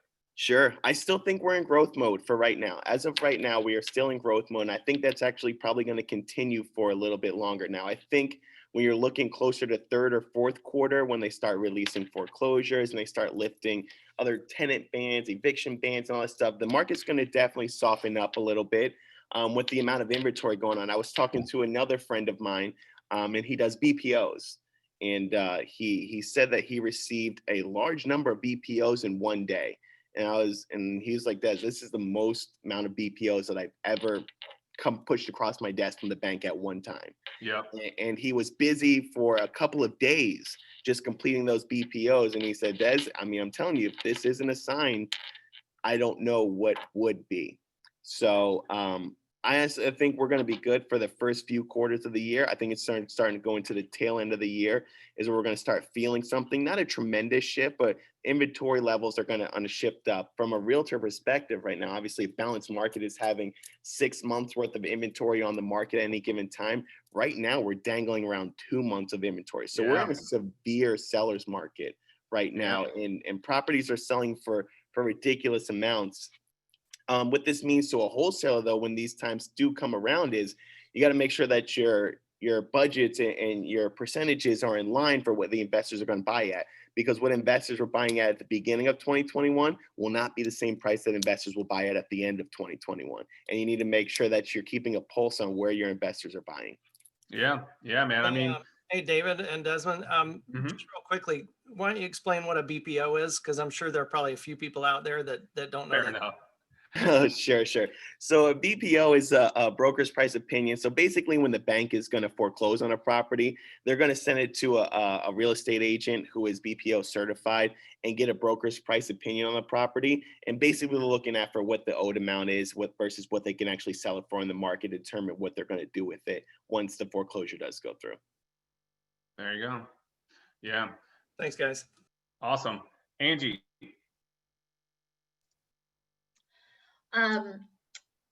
So I honestly, I don't know. I don't think anyone knows, right? And so that's what But to me, quite frankly, that's what's so great about wholesaling, because you're wholesaling, and yes, the prices that your buyers are buying at will vary throughout the year. And I think, you know, I don't want to speak for anyone else, but I know even last year in 2020, when, you know, things started going crazy, April, May, you know, a lot of my buyers at least kind of, you know, took a step back for a minute, or they were buying at lower prices. So I would anticipate that's going to happen at some point during 2021, but I don't think we really know. I truly don't know. But like I said, that's what's great about wholesaling. You just, you know, you can pivot as things happen. And if it's something where, you know, you're buying and you're a wholesaler and you also do buy and holds or flips, right? You just kind of, you're getting properties at a discount anyway. So you can decide what you want to keep, what you want to wholesale. So that's one of the benefits of wholesaling. I realize that was a non-answer, but No, and yeah. honestly, I think that's a great way to be able to say what one of Warren Buffett's famous quote is: "The market is the market. It's not a good market. It's not a bad market. You just simply adapt to what is in front of you." Right. Yeah. So I think that's a great way of really being able to put it. Just understand, keep your head, keep your ear low, keep your head forward, steaming ahead, and just see what's going on. I think that's a great one. What about you, Alex? So for 2021 forecast, I think the market in Florida is going to stay hot just because a lot of people are migrating to Florida. There's a lack of inventory. And from what I'm in like a high level mastermind group, and I don't know the exact numbers, but this guy was talking about how Fannie Mae and like the mortgage lending side of what they plan to lend out is like 20% less than last year's budget. And already, like when you go, I think it was like 70% of people would go into get a mortgage. 100 out of 10 people who go to get a mortgage in before COVID, like only 60% of them would actually get approved. And then now it's like half of that. So it's harder, even though rates are low, it's actually harder and more difficult to get a loan. I'm working on some commercial deals, and some of my private lenders who have a net worth of like $15 million was denied because they didn't understand how their tax returns, you know, were done, their tax strategy. And, you know, it's really just their guidelines are tighter. You know, they're being more strict. If it doesn't fit a perfect cookie cutter system for them, they're going to deny it. If it's something different, they're going to deny it. So it's a little bit harder for people to get financing, even though rates are low. And so I think right now it will be one thing that would be a huge benefit to a lot of folks is being able to know seller financing, understand how that works, and then turning around and selling on terms to somebody. And it will be a big advantage of that. So right now I've been converting all my rentals that are being emptied out. I'm converting those and selling those on terms and really creating notes, because the rent cycle is kind of over.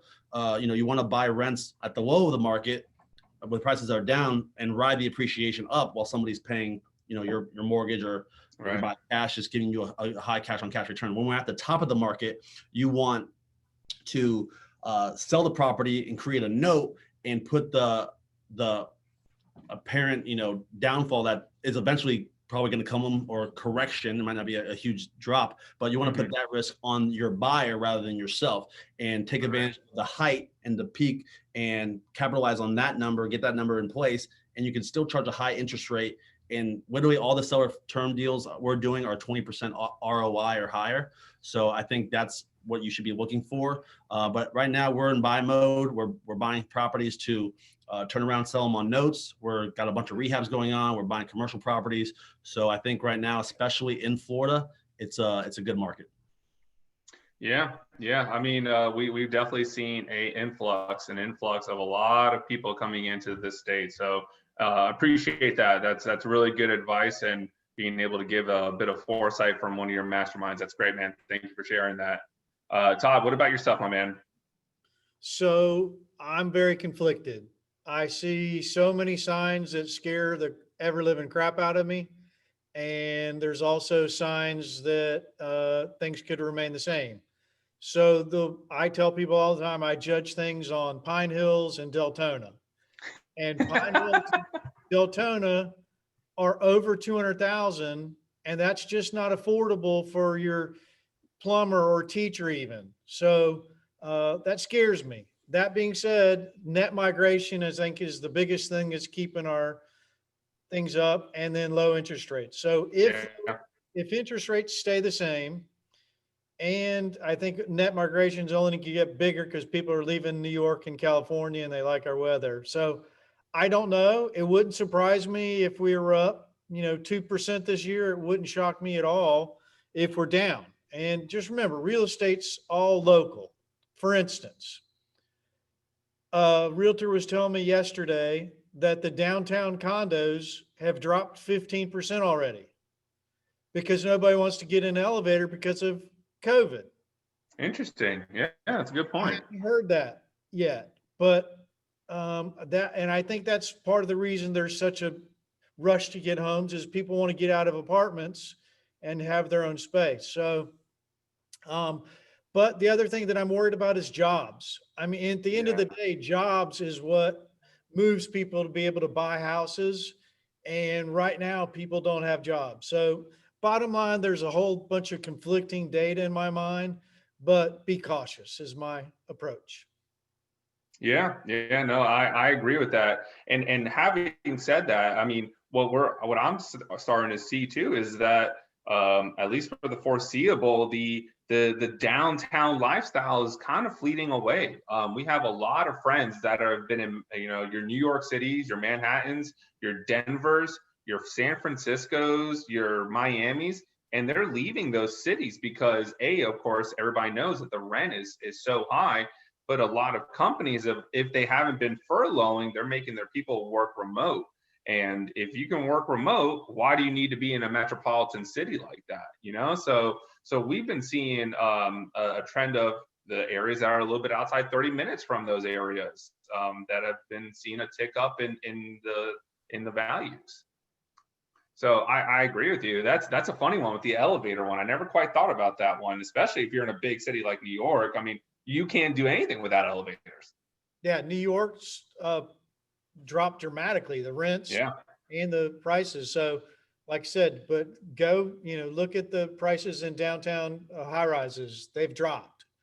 That's not something that's in the news necessarily. Yeah. But that's all COVID related. But there's a lot of good to COVID related, but so the easy answer is I'm not sure. It wouldn't shock me if it did either way. But I'm very, very cautious. But what Angie said is the most important thing, in my opinion. When you're wholesaling, it doesn't matter. If you buy it today or put it under contract today and you sell it tomorrow and you're closing next week, there's not a lot of time frame for a precipitous drop. Now, it did happen overnight in 2008. It dropped 15% in 3 days. So it is possible, but it's highly unlikely that it's going to do that again, that it's going to just fall off a cliff in one day. So the bigger concern, if none of these guys were wholesaling, in 2008, what happened is the hard money lenders quit lending because they were so scared. Yeah. So that's a big variable for wholesalers when we're selling to people that are flipping is the availability of money. As long as the hard money lenders don't get scared, it won't affect us because our windows are so short necessarily. Yeah. I like that. No, that's a good way of always thinking about it. And the brokerage that I was with that I first started off with wholesaling, that was actually their best ever time was during the recession. And so just as Andy was saying, the market is the market. There's, it's crazy high in the seller side or it's crazy high on the buyer side. The market is the market. So you just have to understand how to pivot and adjust to it. Awesome. So a one that I like to do, this one's a little bit more elevated. This isn't one that newer people should should necessarily worry about, but it should be something that comes up as you are progressing in wholesaling. So this one, we're going to start off with you, Angie. what is one of your favorite KPIs, which is a key performance indicator for people who don't know what a KPI is, that you like to track in your business? So I like to keep things really simple for everyone that knows me. Mine is revenue. So I'm a subscriber to the Profits First mentality. If you haven't read that book, I highly recommend it. It is how I run my businesses. It has been a game changer for me.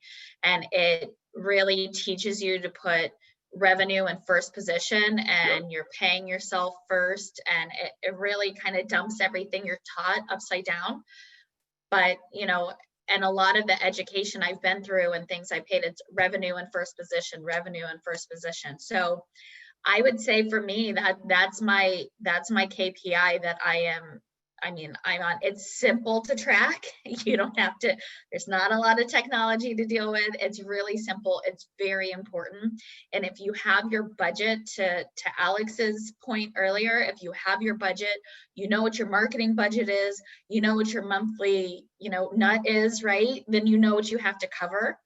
And you can, hopefully you're setting goals. I'm a big goal setter. So you're setting goals and you know what your revenue should be every month.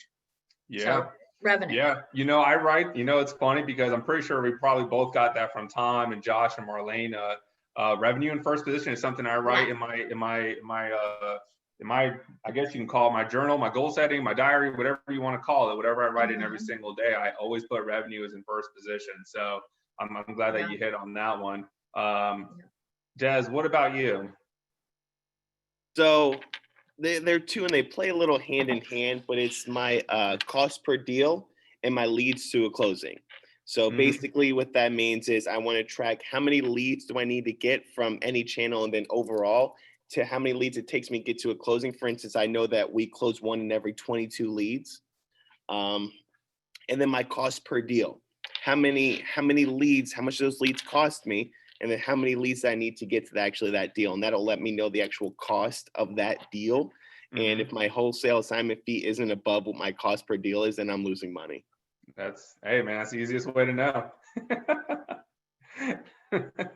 Alex, what about you? So I like Angie's answer, the revenue first. That's obviously the number one, what's coming in, projected revenue, and then actually closed revenue. Cost per lead and cost per deal, I think, are the most important to track what's going on in your marketing and your deal flow. And then obviously have it segmented per marketing channel, so you know which channels are working and which are not working. We did, and it's not always that those are the finite numbers. Like you have to really dive into those numbers as well, because as long, like we typically try to get like a 300 to 500% ROI, return on investment from what we put out.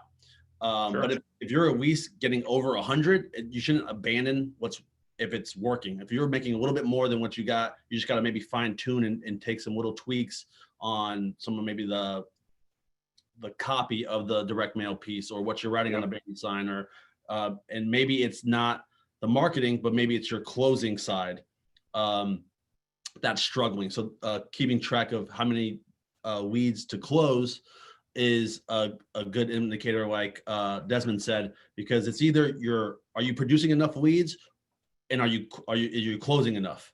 So those are really where your two struggles are. Either you're not getting enough leads in, or you are not closing the deals. So you either need to up your marketing and change your marketing, adjust it, or you need to train better your acquisitions, or be a better salesperson yourself and be a better closer to close those deals. Yeah, and actually, I'm really happy that you brought that next level piece with it, because we've actually had to hire new people and let go of people, because you start slowly seeing those costs per the lead or the conversion start climbing up, and you're like, oh, no, when I was doing this wasn't nearly this high. Well, what's going on here, right? So it gives you kind of like that cookie crumb trail or breadcrumb trail of what's exactly going on here. And I couldn't agree more with that. I combine what you and Des say. It's both of the cost per lead and just understanding how many leads does it take for you to convert. And then we break that down into all the different marketing channels. So we're tracking that quarter after quarter. So if we're seeing something that was doing really well for us and then just got landslided down in 2 or 3 quarters. And we're probably going to make a pivot off of that, where we saw maybe it was 50 leads to a contract. And then we started seeing it slowly going up, but we also are, doing quality on listening to any of the disposition or acquisition people. And we're like, well, I think they actually hit that right. Maybe there's just something going on with it. So I'm glad that you brought that one up, brother. Todd, what about yourself, man? So I'll tweak it a little bit because especially in the early days of the internet, like I said, my website, I've been doing internet leads for 20 years. Yeah. There's a whole lot of really, really, really, really bad leads. So that's not as important to me, the percentage of leads. It's the percent of contract to close. So anybody I send a contract to and doesn't close, if that number is not good, there's something wrong with the sales process. Yeah. Yep. So that's the first one. The second one is to know where your leads are coming from. Mm-hmm. Mm-hmm. So is it coming from the internet? Is it coming from a direct mail piece? Is it coming from a bandit sign? Because if you're doing multiple forms of advertising and you don't know where the leads come from, there's no way you can know where to put more money into. So yeah, you're lost in the sauce. Have a mechanism to track where your leads are coming from, even referrals. I mean, you got to have a serious system to know where the lead came from. Yeah, and so you hit on such an important one. I'm glad that you brought that up, because that was my first half of my second year doing this on my own. I was doing the most amount of postcards I had ever done, and I didn't remember if they were coming from this list, that list, this list, that list, and I didn't know what the conversions were going on with some of them. I just knew that there was leads coming in, right? And then a coach of mine that at that time, I was like, how do I get this done? And so a really good tip for you guys is the software is called CallRail. And what CallRail does, and I think almost everybody has probably here used it by now, CallRail, you just have, you get to assign a specific number to each marketing channel. So as those leads are coming in, you get to now see what bucket all those leads are falling into.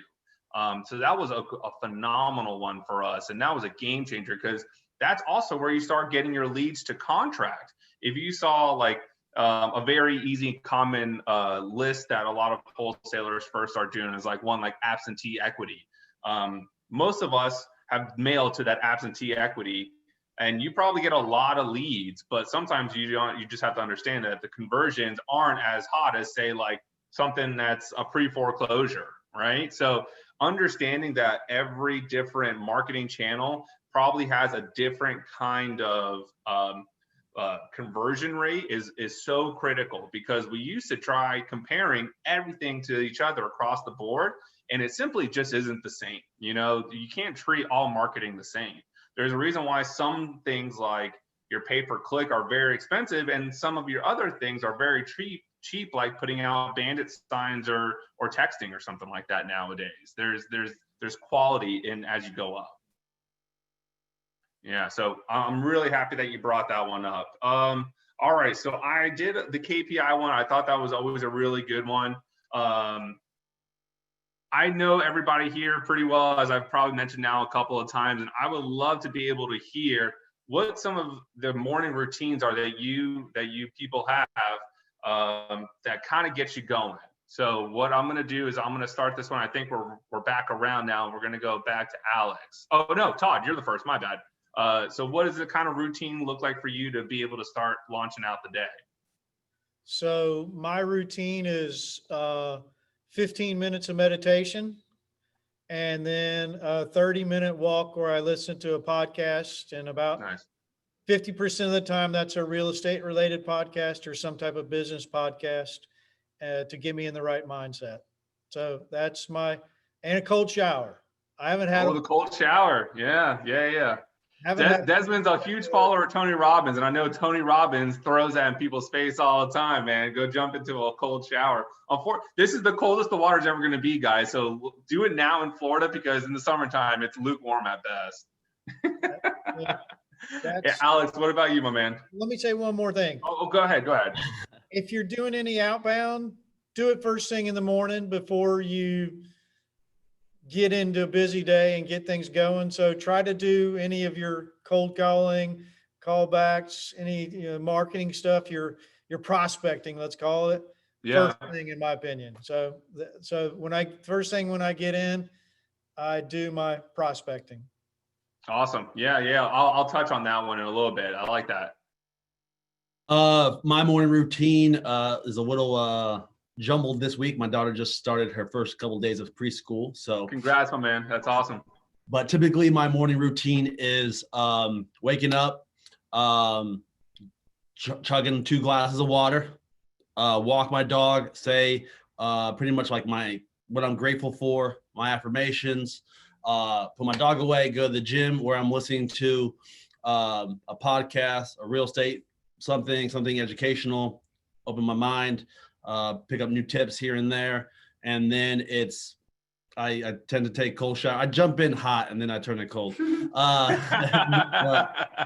But then and then it's podcasts. Like I'm either checking my emails on the way to work, and then I come in earlier than everybody else and kind of just get a game plan for my day of what needs to be done. And then we do our morning meetings. Every morning we do training with our guys, and then they take on their roles for the day, and then I get into what I have to work on. Awesome. I love that. Lukewarm, that's a cool. I like that. I like that one. Angie, what about yourself? Well, first, let me say there is zero cold showering at all. Like, I don't know. You guys are absolutely nuts. I think that's great. It's not for me.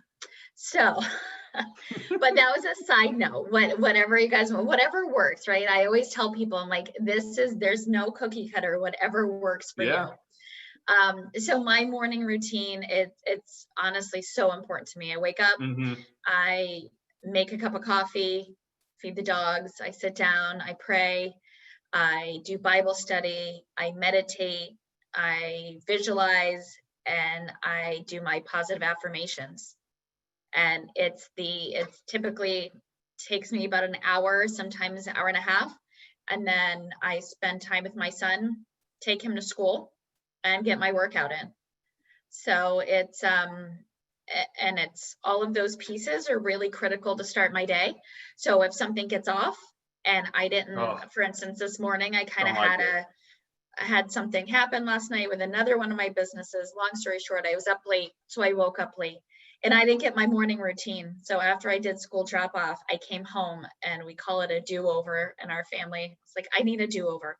So I made a second cup of coffee and I did my morning routine, because without it, I just find that my mind is jumbled. I'm not as focused. I'm not as calm and calculated. And it's just like, I feel like I'm reacting instead of being proactive about my day, and I don't get nearly as much done. So if you don't have a morning routine, I mean, morning routines are absolutely critical. I encourage you to start one. Yeah. What I kind of realized about, and why I brought this up about the morning routines, is that there's only a very slim time in being an entrepreneur, and for anybody who's becoming, that is either becoming or wants to be or is now doing wholesaling, there's only a very few amount of time where you have the opportunity to be proactive, and you're not going to have emails, you're not going to have texts, you're not going to have calls. Because by any time I tell myself, oh, I'm going to go work out after never comes. There, I am on the phone, literally leaving the office. I am on the phone, entering into the home. I am on the phone as I'm changing. Like, it's the reaction takes control. It takes the wheel. So, Des, I know that you're a very big one on the morning routines, man. What does that kind of look like for you? Yeah, some people may call me a freak. So 4 a.m. I wake up. Then I go into a meditation, like lucid dream state. I use this this machine that helps put me into that type of a state, and it's for recovery as well. After that, I'm on that for about 30 minutes of meditation. After that, from about 4:30 to about 5:45-ish, I'm reading. So I read a book there and then at 6 a.m. I go to the gym. I'm in the gym from 6 a.m. to 6:45. 6:45, I'm back at the house. I have a 6 and 7-year-old They'll help them get ready for school, get them at the house. They go with my wife. They get on their way to school. I hit the office. In the office at 8:30 sharp, our team, we do script practice and team huddle every morning. So every morning I do script practice and team huddle with them at 8:30. 9 a.m. is the deal review and a huddle up with like the operations people. And then from there on, I start the rest of my day. I love it. I love it. I want people in the webinar to understand what's going on right now. We're hearing about everybody that has children, right? And I think one of the biggest things I always hear from people, and I'm going to just exclude myself. I don't have any children. I have a dog, but you know, that's not a dog. That's not a child. All these people have children, and they all understand that you have to build it around it. And that's one of my partner, Jason, who's also a CFRI member. That's how he's always told me. I have to build it around it. You know, you have to get up before then, and you'll always have that excuse of, well, you know, the kids kind of run my day. You're allowing that to happen, right? If you know that you can get that proactive time, maybe a little bit earlier, I mean, that is awesome. I love that you're up at 4 o'clock. That's awesome, brother. David, that definitely trumps me. David, can I ask Desmond, what is script practice? Oh, I apologize. That's a very realtor term, but it's basically, you know, our acquisition scripts, our disposition scripts of what they're saying to clients or what they're saying to customers. We rehearse that, and we rehearse different scenarios of how a seller is going to come in. So basically, one of us is going to play the seller, and another one of us is going to play the actual acquisition agent, and they go back and forth as far as negotiating, asking the right questions, and getting people to move forward. Awesome. I love that. Yeah, that's good. That's good. I love hearing that you guys are reinforcing. I definitely have my morning routine down to about a 5 or 10 minute segments. I mean, I'm making sure at 5:45, that's when my alarm goes off. It gets one snooze. I only allow one snooze. At 5:55, I'm up. I'm going straight to the coffee machine. It's brewing. I allow it to brew. And then at 6 o'clock, I'm coming in here. This is my office in my house. And then I'm going through my 10 to 15 minute meditation.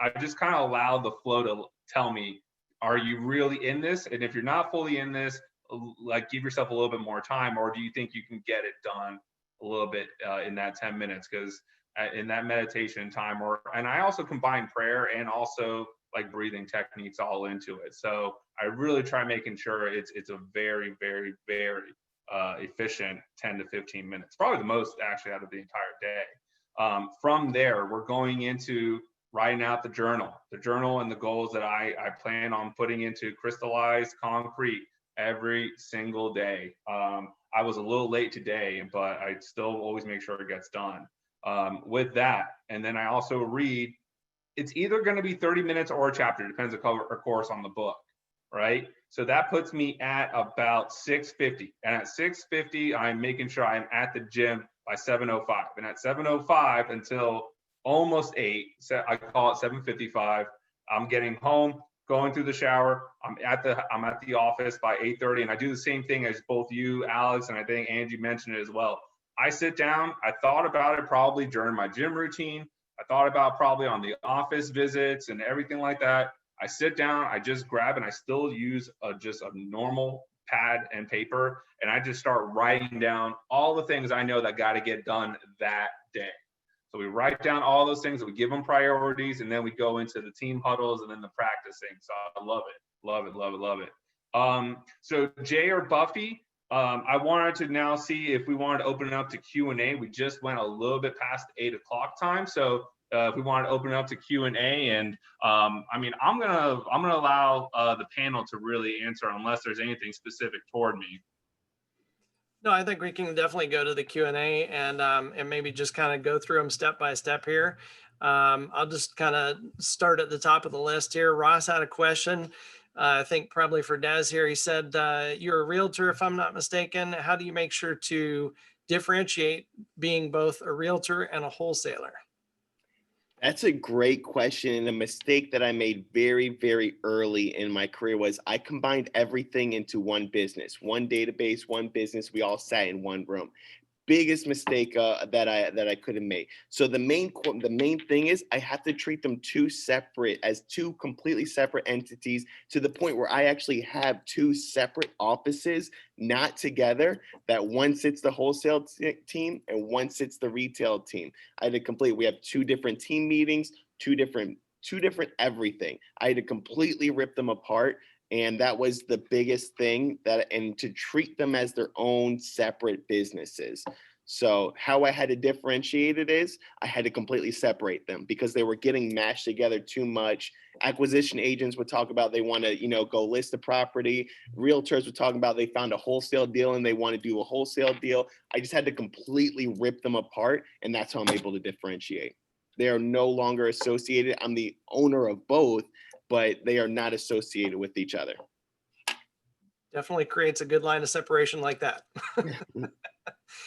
All right. And looks like Marcio said, when you sit down with the seller, how do you structure your conversation? I assume we probably want to get a little perspective from everybody. So Alex, why don't we start with you on that one?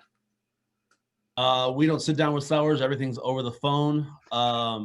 So I'm so far outside of the wholesale right now. So we kind of pre-frame what's going to happen. So a lot of our leads come from our cold calling. So on that basis, we set them up how they got to us, and then really push it. What we really do is make them qualify. Hey, I got to see if I can get you qualified. Let me see if I can do what I can do for you. We're buying houses, but we only have limited funds. So how can, let me know more about your why, your timeline, and then gauge their motivation. And then we jump into obviously building rapport, and then finding out about the condition of the property. And really we do a lot of like what we call like Hollywood. So it's like, a lot of takeaways, a lot of like, if I can do this, would you?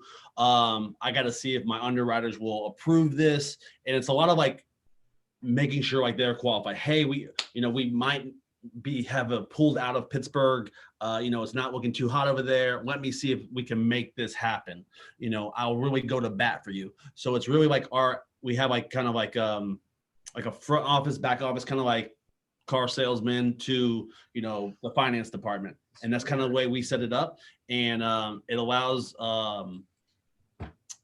to leverage kind of how we are presenting our offer when it is a low offer. And like even when we come back, we're like, hey, I can't believe I got you this, high of an offer, this area, like we really buy in the 50s, like I got you up to 63. I'm so happy. And like, so it's really like Hollywood, like it's almost like that's good setting the expectation that way. Oh, somebody's always the villain, right? Yeah, so we really are on that presentation type sales pitch, and our guys do a good job of it. And we always are constantly training on, how to be better at it and call reviews and all that. That's great. Having a son who's a car salesman, I can totally identify with that. Todd, what would you say when you're sitting down with the seller? How do you structure a conversation? And I assume when we say sit down with the seller right now, we all assume that's virtual. First of all, I don't like to use scripts just because I think it's okay for brand new people, but I think the new people don't listen when they're following a script sometimes. So there's only 4 questions that matter to me. And if I get those answered, that will lead me to other questions. The most important question in my mind is, why are you selling? Depending on what they say to that, there's a whole different avenue that goes. Second question that will tell you if they're motivated or not is, how much do you owe? If they won't tell you that, 90% of the time they're not motivated, but not always. And then the third question is, when do you want to close? Because if they say, I don't care, or, 6 months from now or next year, I know it's not most likely not a deal right now. But it's just basically listening and following up with questions based on what they said. But if they tell me how much they owe, how much they want, why they're selling, and what day they're closing, those are the only pieces of information I need to know. And then I can do follow-up questions to build rapport and to find out what repairs are needed. So those are the main questions that are necessary. And then just, if they say yes to a price I know that I'm okay with, I tell them I'll have you a contract in less than 5 minutes. And that's what it is. I try not to make it too complicated. Sounds very good. Angie, how about you? So I am also a simpleton, and I totally agree with Todd. When we talk to sellers, we build rapport, obviously, and then we want to find out why they want to sell, because we have a valuable service. But if there's no motivation and there's no reason to sell, and there's not a problem that we can help solve with our solution that we have, there's no deal. So, like Todd said, why do you want to sell? When do you want to sell? And then obviously how much do they owe on it, to see if because our offers are not market value. And we're very candid. Listen, I may not be the solution for you, and that's okay. That's what we're trying to hash out. And if I'm not, I'd be happy to refer you to someone that can better help you. So again, I try to keep it really basic, build rapport, let them know I'm there to help them. But why are they selling? And you keep peeling the onion, because often what they're telling you the first time is not exactly why they're selling. So you keep digging and uncovering the true motivation behind why they're selling, and then you dig into when. So makes sense. Yep. All right, Desmond, how about you then? Yeah, so how do we structure the conversation with the seller? So I'm assuming after we've come to some sort of form of an agreement on price, there's a couple of things that we tell them in order to set the right expectations, people. One of the things we tell them that either ourselves or one of our partners will be purchasing the property. And reason we structure it like that is because we tell them we are going to need access to your property multiple times. Similar to Alex, as he mentioned, we run completely virtual as well. So we actually contract the property completely over the phone based on what they tell us. Another thing that we do tell them over the phone as well, because we are doing that, is, I'd like to believe that everything that you say is true to me. Unfortunately, I have to get out there and I have to inspect it. And should I find anything that maybe we didn't know about, maybe you didn't know about, I'll definitely make sure to bring it up right then and there and let you know exactly there. That also leaves open renegotiation for us in case it ever has to come to that, because we tell them up front, we are locking up your property and we're agreeing to purchase it without even seeing it. Mm-hmm. So we have to do our due diligence on the property, and should anything come up, we'll be first to let you know. That also it gives us flexibility in getting people in and renegotiations. Makes total sense. And, David, you have anything you want to add to that? I mean, obviously you're in this game too. Yeah. I would say that for people who are first really starting out, Angie and Todd kind of hit on it. I call it the 4 pillars of the sale. What you always need to make sure is, and they've hit pretty much on most of them, is the motivation, the timeline, the price, and the condition of the property. If I get those 4 things, I know I can structure something out of it. Is it that everything falls if you don't get them all? No, but you always have to make sure you always understand the motivation. That is like definitely the strongest pillar. If that pillar is not there, you're not going to be able to get a deal done. There's just no other way of putting it.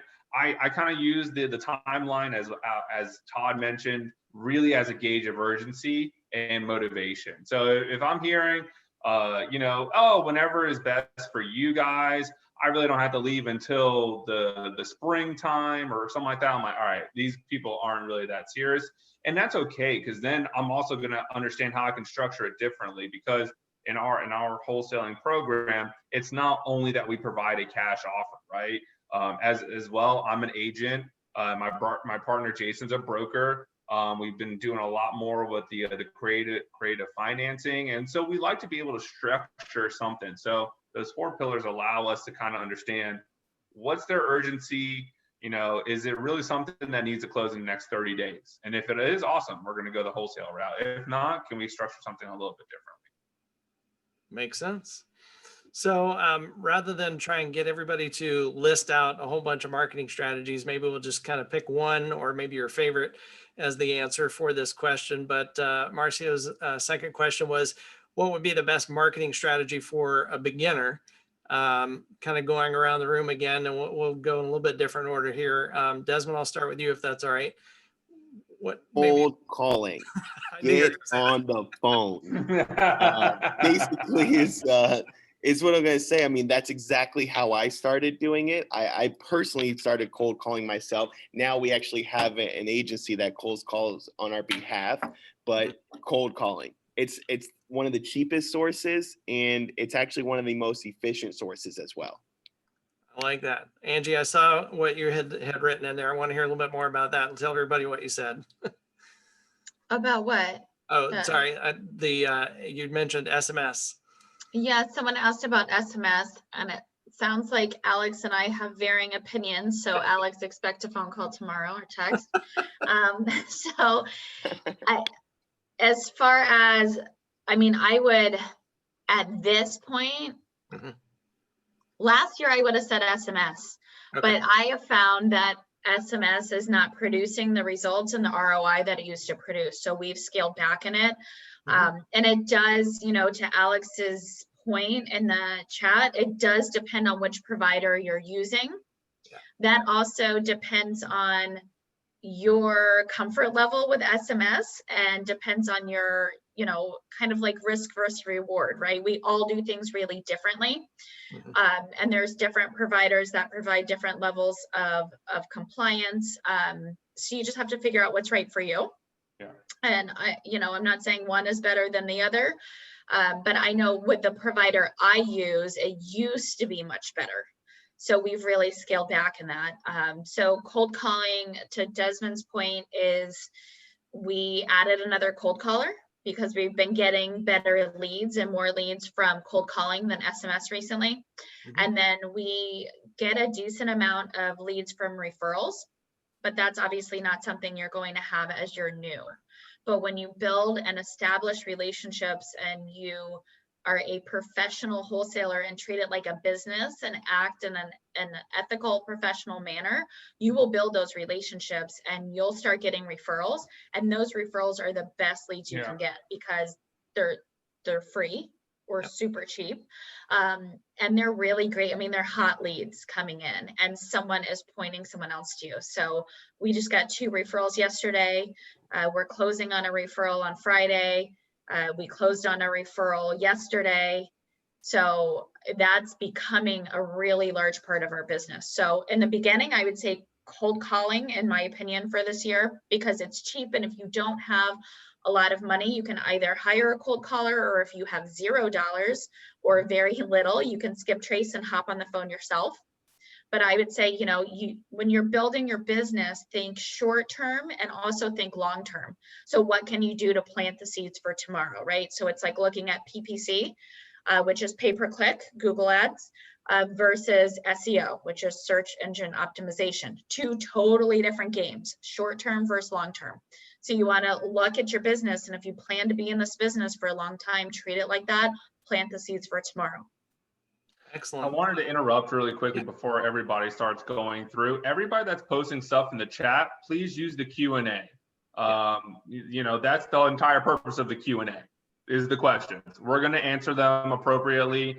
So just post everything in the Q&As, and then we'll have the panel people be able to get through it. If not, I know for a fact everybody's going to be able to give their contact information at the end. You can reach them out at the end, but let's not let the chat spiral out of control. That's the whole purpose of the Q&A button. Great point, David. Thank you. And Alex, I'm curious to hear your response, especially when Angie was talking about the SMS. And I know I saw you put a couple of things in there as well. So well, first off, cold calling is by far our favorite marketing channel, as we own a cold call center. We have built that up tremendously, and because it works very well. But if you are gonna hire an agency out, the reason that we're so successful and take over a lot of other people's, we do it for, I think we have like 30 clients now, is because our people are trained amazingly. Like my business partner lives in Colombia. He's an American who's ran multi-million-dollar businesses, and he's an expert sales trainer. He trains them every single day. So that's why they're top level, and we charge more than anybody else does. But we produce highly qualified, highly motivated leads, where most times when you hire an agency, if you're not training them, and training them every day to be good at cold calling and delivering you highly qualified, highly motivated leads, then it's not that great. I get a lot of calls because I own a lot of properties from people in the Philippines or wherever, and they're awful. Like I'll literally be like, you should tell your boss to fire you. Like you're garbage. And like they're so bad. We call it like a heartbeat in a home. We're like, is your cold caller just giving you heartbeat in the home leads? They're like, you know, you get bombarded like, oh, I got 10 leads a day from my cold callers. You got 10 garbage leads from your cold callers. Not one of them's highly qualified. They are straight garbage. Like it's just so terrible. So like you really, if you're going to do that, you have to train them. Like before we started our cold call center, we had some other cold call center in Colombia. We literally flew to Colombia for a weekend to train them face to face. And we did training every single day. So like it's a full-time job, literally just training your cold callers. Like it's very tough. And you almost might have to have somebody to listen to their calls and make sure like they're doing things properly and not cutting corners. Cause like, you're spending that money on marketing, but if you're not tweaking them and training them and listening to their calls and reviewing calls with them, then you're just throwing money away, really. There's services that train them as well, but they're not really good. They're also Filipinos training Filipinos in Colombia, and they could be great. I know one guy in Miami, he has the best Filipino cold callers I've ever heard in my life. They're really good, and he gets a lot of deals. So it's possible to get there and possible to train them to be successful, but you got to put the effort into them. For SMS, I use Launch Control. I wish I had like an affiliate link, but I don't. But Launch Control is what we use. It's better than Roar. Roar has like, you can't track the delivery rate with Roar. So that's a big problem. So we use Launch Control. And PPC is great. It's costs the most, but you'll have higher conversion on your deals to close. So we do a lot of PPC. We do direct mail on the niche list. But cold calling is 100% my favorite, and it produces the leads the quickest right away. You know, we're getting deal flow every day from that. All right, and Todd, for any beginners, what would you suggest? Yeah, I totally disagree with what everybody said. But because you said beginners, if you would have said advanced people, that's a different story. But beginners, there's no ifs, ands, or buts about it. Driving for dollars is the best thing to do. 2 reasons. It's cheap and you learn neighborhoods. I don't think that 95% of the brand new beginners are not going to be good enough to get on the phone because most of them have a job for one.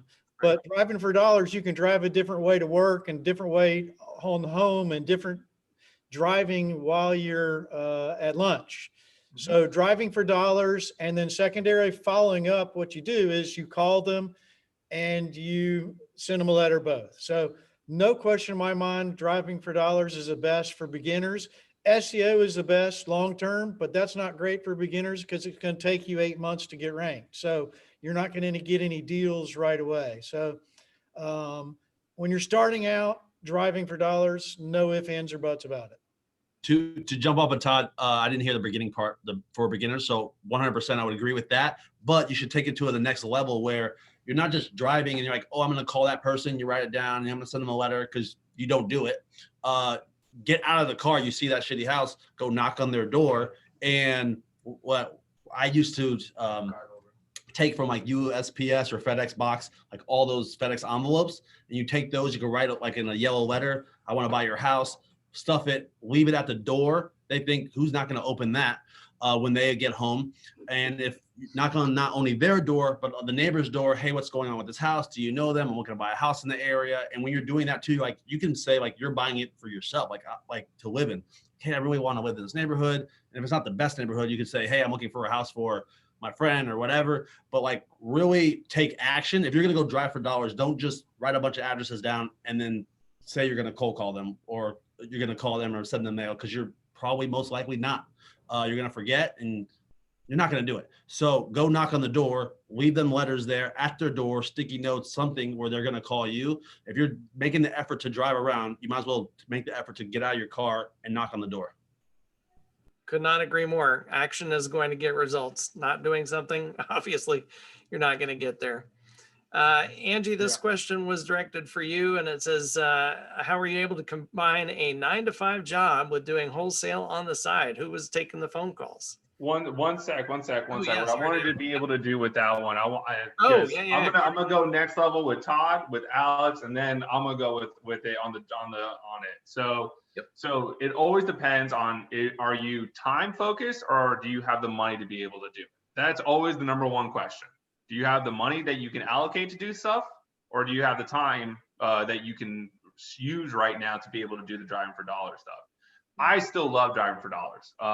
And exactly what Alex talks about, you're going to always fall back on your systems, not your motivation. If your motivation is you drive around and you're writing it all down, you're back in 1990, honestly. Like, there are so many apps right now that you can literally take the pictures of the house and get direct mail sent. So what I do is I'm able not only to use those apps, one of them is called Deal Machine. I know there's a couple of others. Honestly, I've loved Deal Machine since day one, so I never really cared about looking at other ones, but I know there's other ones. And I also bring door hangers. And you know how much it costs to do door hangers? It's like a couple, I mean, depends on how much you do, like $100, right? So like, I do that next level thing with Alex. If I felt like I'm gonna not only make sure I send them a postcard or I make sure that we're reaching out to them some way, I go put a door hanger on their house as well. So we're always making sure that we're getting in front of the people as much as we can. We want to be able to let everybody know too. I mean, look at this panel. You got a variety of different experience here. All these people are going to be part of this Wholesaling Academy that's going to be coming up very soon, guys. So I know that everybody's going to be start dripping hard in the Q&A and chat. And unfortunately, we're going to be starting to tear it off at about 8:30 because everybody does need to go get some sleep to do these crazy morning routines. So we'll probably answer another one or two and then just be on the lookout for what's about to happen with the Wholesaling Academy, guys. Yep. Absolutely. All right. So like David said, we're going to try to get to as many as we can. But don't forget about the Wholesaling Academy that's coming up, and we will make sure you get everybody's contact info as we wrap as well. So Angie, going back to that question, how were you able to combine that 9-to-5 job, and how were you answering the calls? So nothing is easy, right? So some people will look, and I know Dave mentioned it earlier, people see these posts on Facebook or whatever it is, and there's a wholesaling check of 15 grand and I made 2 calls and that happened. The reality is that may be one off, but that's not reality. So for 2 years, I would wake up, at 5 in the morning. I didn't do Des's schedule. I'm not 4 a.m.er, but I wake up at 5 and I would get stuff done. And I had a much shorter morning routine, and I would get stuff done before work and, before my son woke up and all of that. And then thankfully for me, I was in a sales career. So I had a little bit more flexibility and time between sales calls. So I was answering the calls. I was a one-woman show. And now I still have a really tiny team that serves me really well. So this business is about building it for what serves you. You shouldn't serve your business. But for 2 years, I did serve my business, but it served me well in the long term. But I would wake up, I would answer calls between meetings. I would, like Alex said and Todd said, on the way between meetings, I would drive through neighborhoods. I would, take pictures of houses or even write down the address. I didn't know about Deal Machine then. I had door hangers. I would get out and I'm dressed, I'm between appointments. It's 100 degrees out in Florida, and I'm putting door hangers on properties. And then I would come home and I'd wrap up my stuff I had to do for work. And then we would do dinner and I would get my son to bed. And then I would go back and work on real estate investing till 11 or 12 at night. And I would do it all again. And I did it for 2 years because you have to put in the time and effort.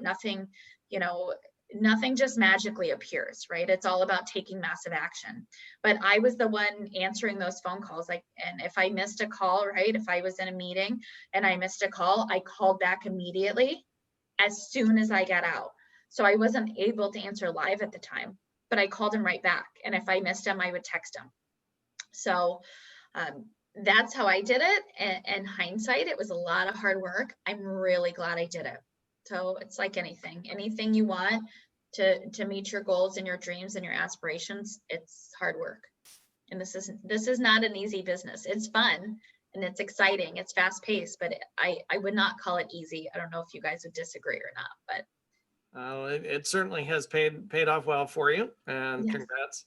Thank you. We'll do one quick question here because I saw it in here a couple of times. It's for Desmond. What time do you go to bed to get up at 4:30 a.m. consistently? Okay, so short answer is between 11 and 12, I'll go to bed. But I have a cheat code, and that's something you should know. So I wouldn't recommend to do that. I actually use a system that puts me into brainwave theta recovery mode that allows me to maximize my sleep hours, basically so I can sleep less but still get the same amount of sleep in short time. So I usually sleep about 4 hours a night, but it's on a different type of system. David's face to that was like, what? Yeah, I was just reading about that. It's pretty interesting stuff. Nice to know that somebody's doing that and making it work. All right, David, you know what? I'm going to turn it over to you to let this wrap up and get everybody's contact info. And if we weren't able to get to your question, I do apologize. But like David said, don't forget, we've got the wholesaling panel coming up later on this month, and you'll be hearing more about that. David, off to you. Yeah. Well, first and foremost, thank you to every single one of you guys. As everybody knows with CFRI, nobody's getting a single dollar out of taking out their time to be able to do this. Everybody here, as I've mentioned, and I don't care about saying it many times, I love being able to do deals with everybody on this panel. And we want to be able to make people understand that it doesn't have to be that you have to stab somebody in the back to get a leg up on the competition. Here we are, people at all different levels of revenue streams, sharing what's in our daily practice, what's in our daily routines here. And I think that is an incredible feat to be able to get for free. I mean, unless you're talking about the CFRI membership, but I mean, that's literally pennies for the first question, honestly, that was covered. I can't tell you that all these people have paid tens of thousands. I'm sure Alex is probably at like 6 figures by now in coaching and stuff like that. So Alex, brother, start off. Tell them some of your contact information where they can get you.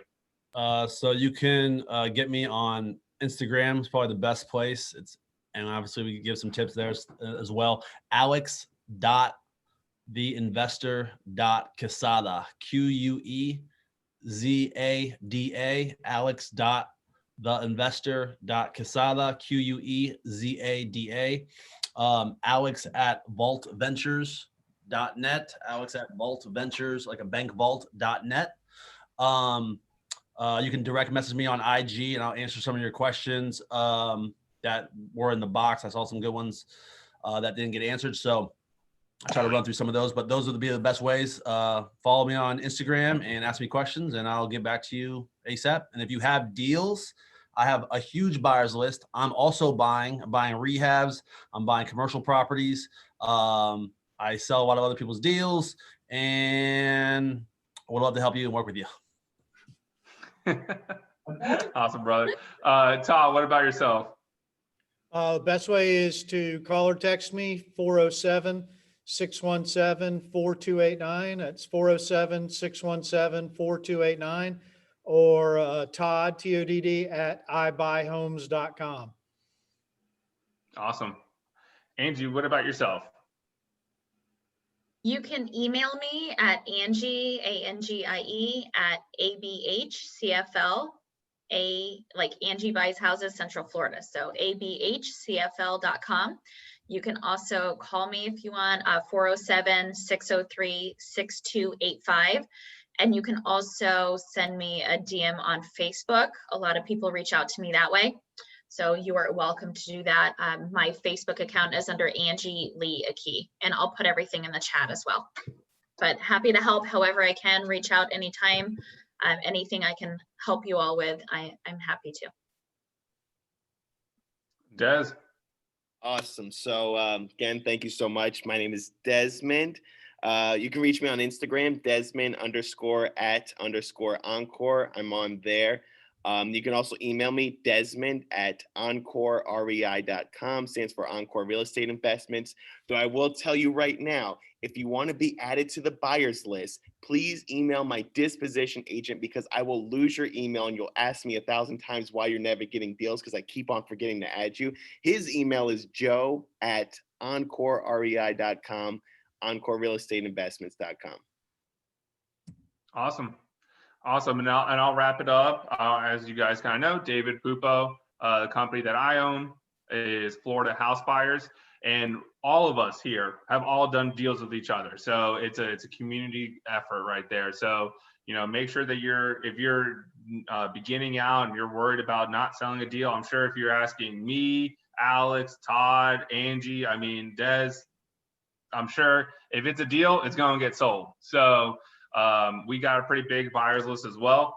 The deal and the email for you guys is David at myfloridaHousebuyer.com. I do not touch Facebook anymore because of COVID and politics. I was like, I'm throwing that to the side. So you can find me on Instagram, and it's just at David Pupo, P-U-P-O, and then it's just an underscore and the number 407-603-5263. And I'll post it in the chat as well. But hey guys, once again, you didn't have to do this. I appreciate every single one of you guys. Thank you guys for being able to do this. And hey, we only went 3 minutes over, so that's pretty good. Awesome. Awesome, guys. Well, thank you guys so much. Tune in for as we mentioned, the Wholesaling Academy will be coming up soon, guys. And you'll get access to these kind of people, and you'll be able to start putting in some action. Absolutely. And you can watch the replay on this tomorrow by going to the front page of CFRI.net. I'll have it up there tomorrow, probably around 11. And you can watch the replay. If you missed any part of this, you'll be able to watch it again. Awesome. Anything else, people? Lots of meetings coming up. Lots of meetings coming up. Check out the calendar at CFRI.net. We have lots of group meetings for the rest of the month.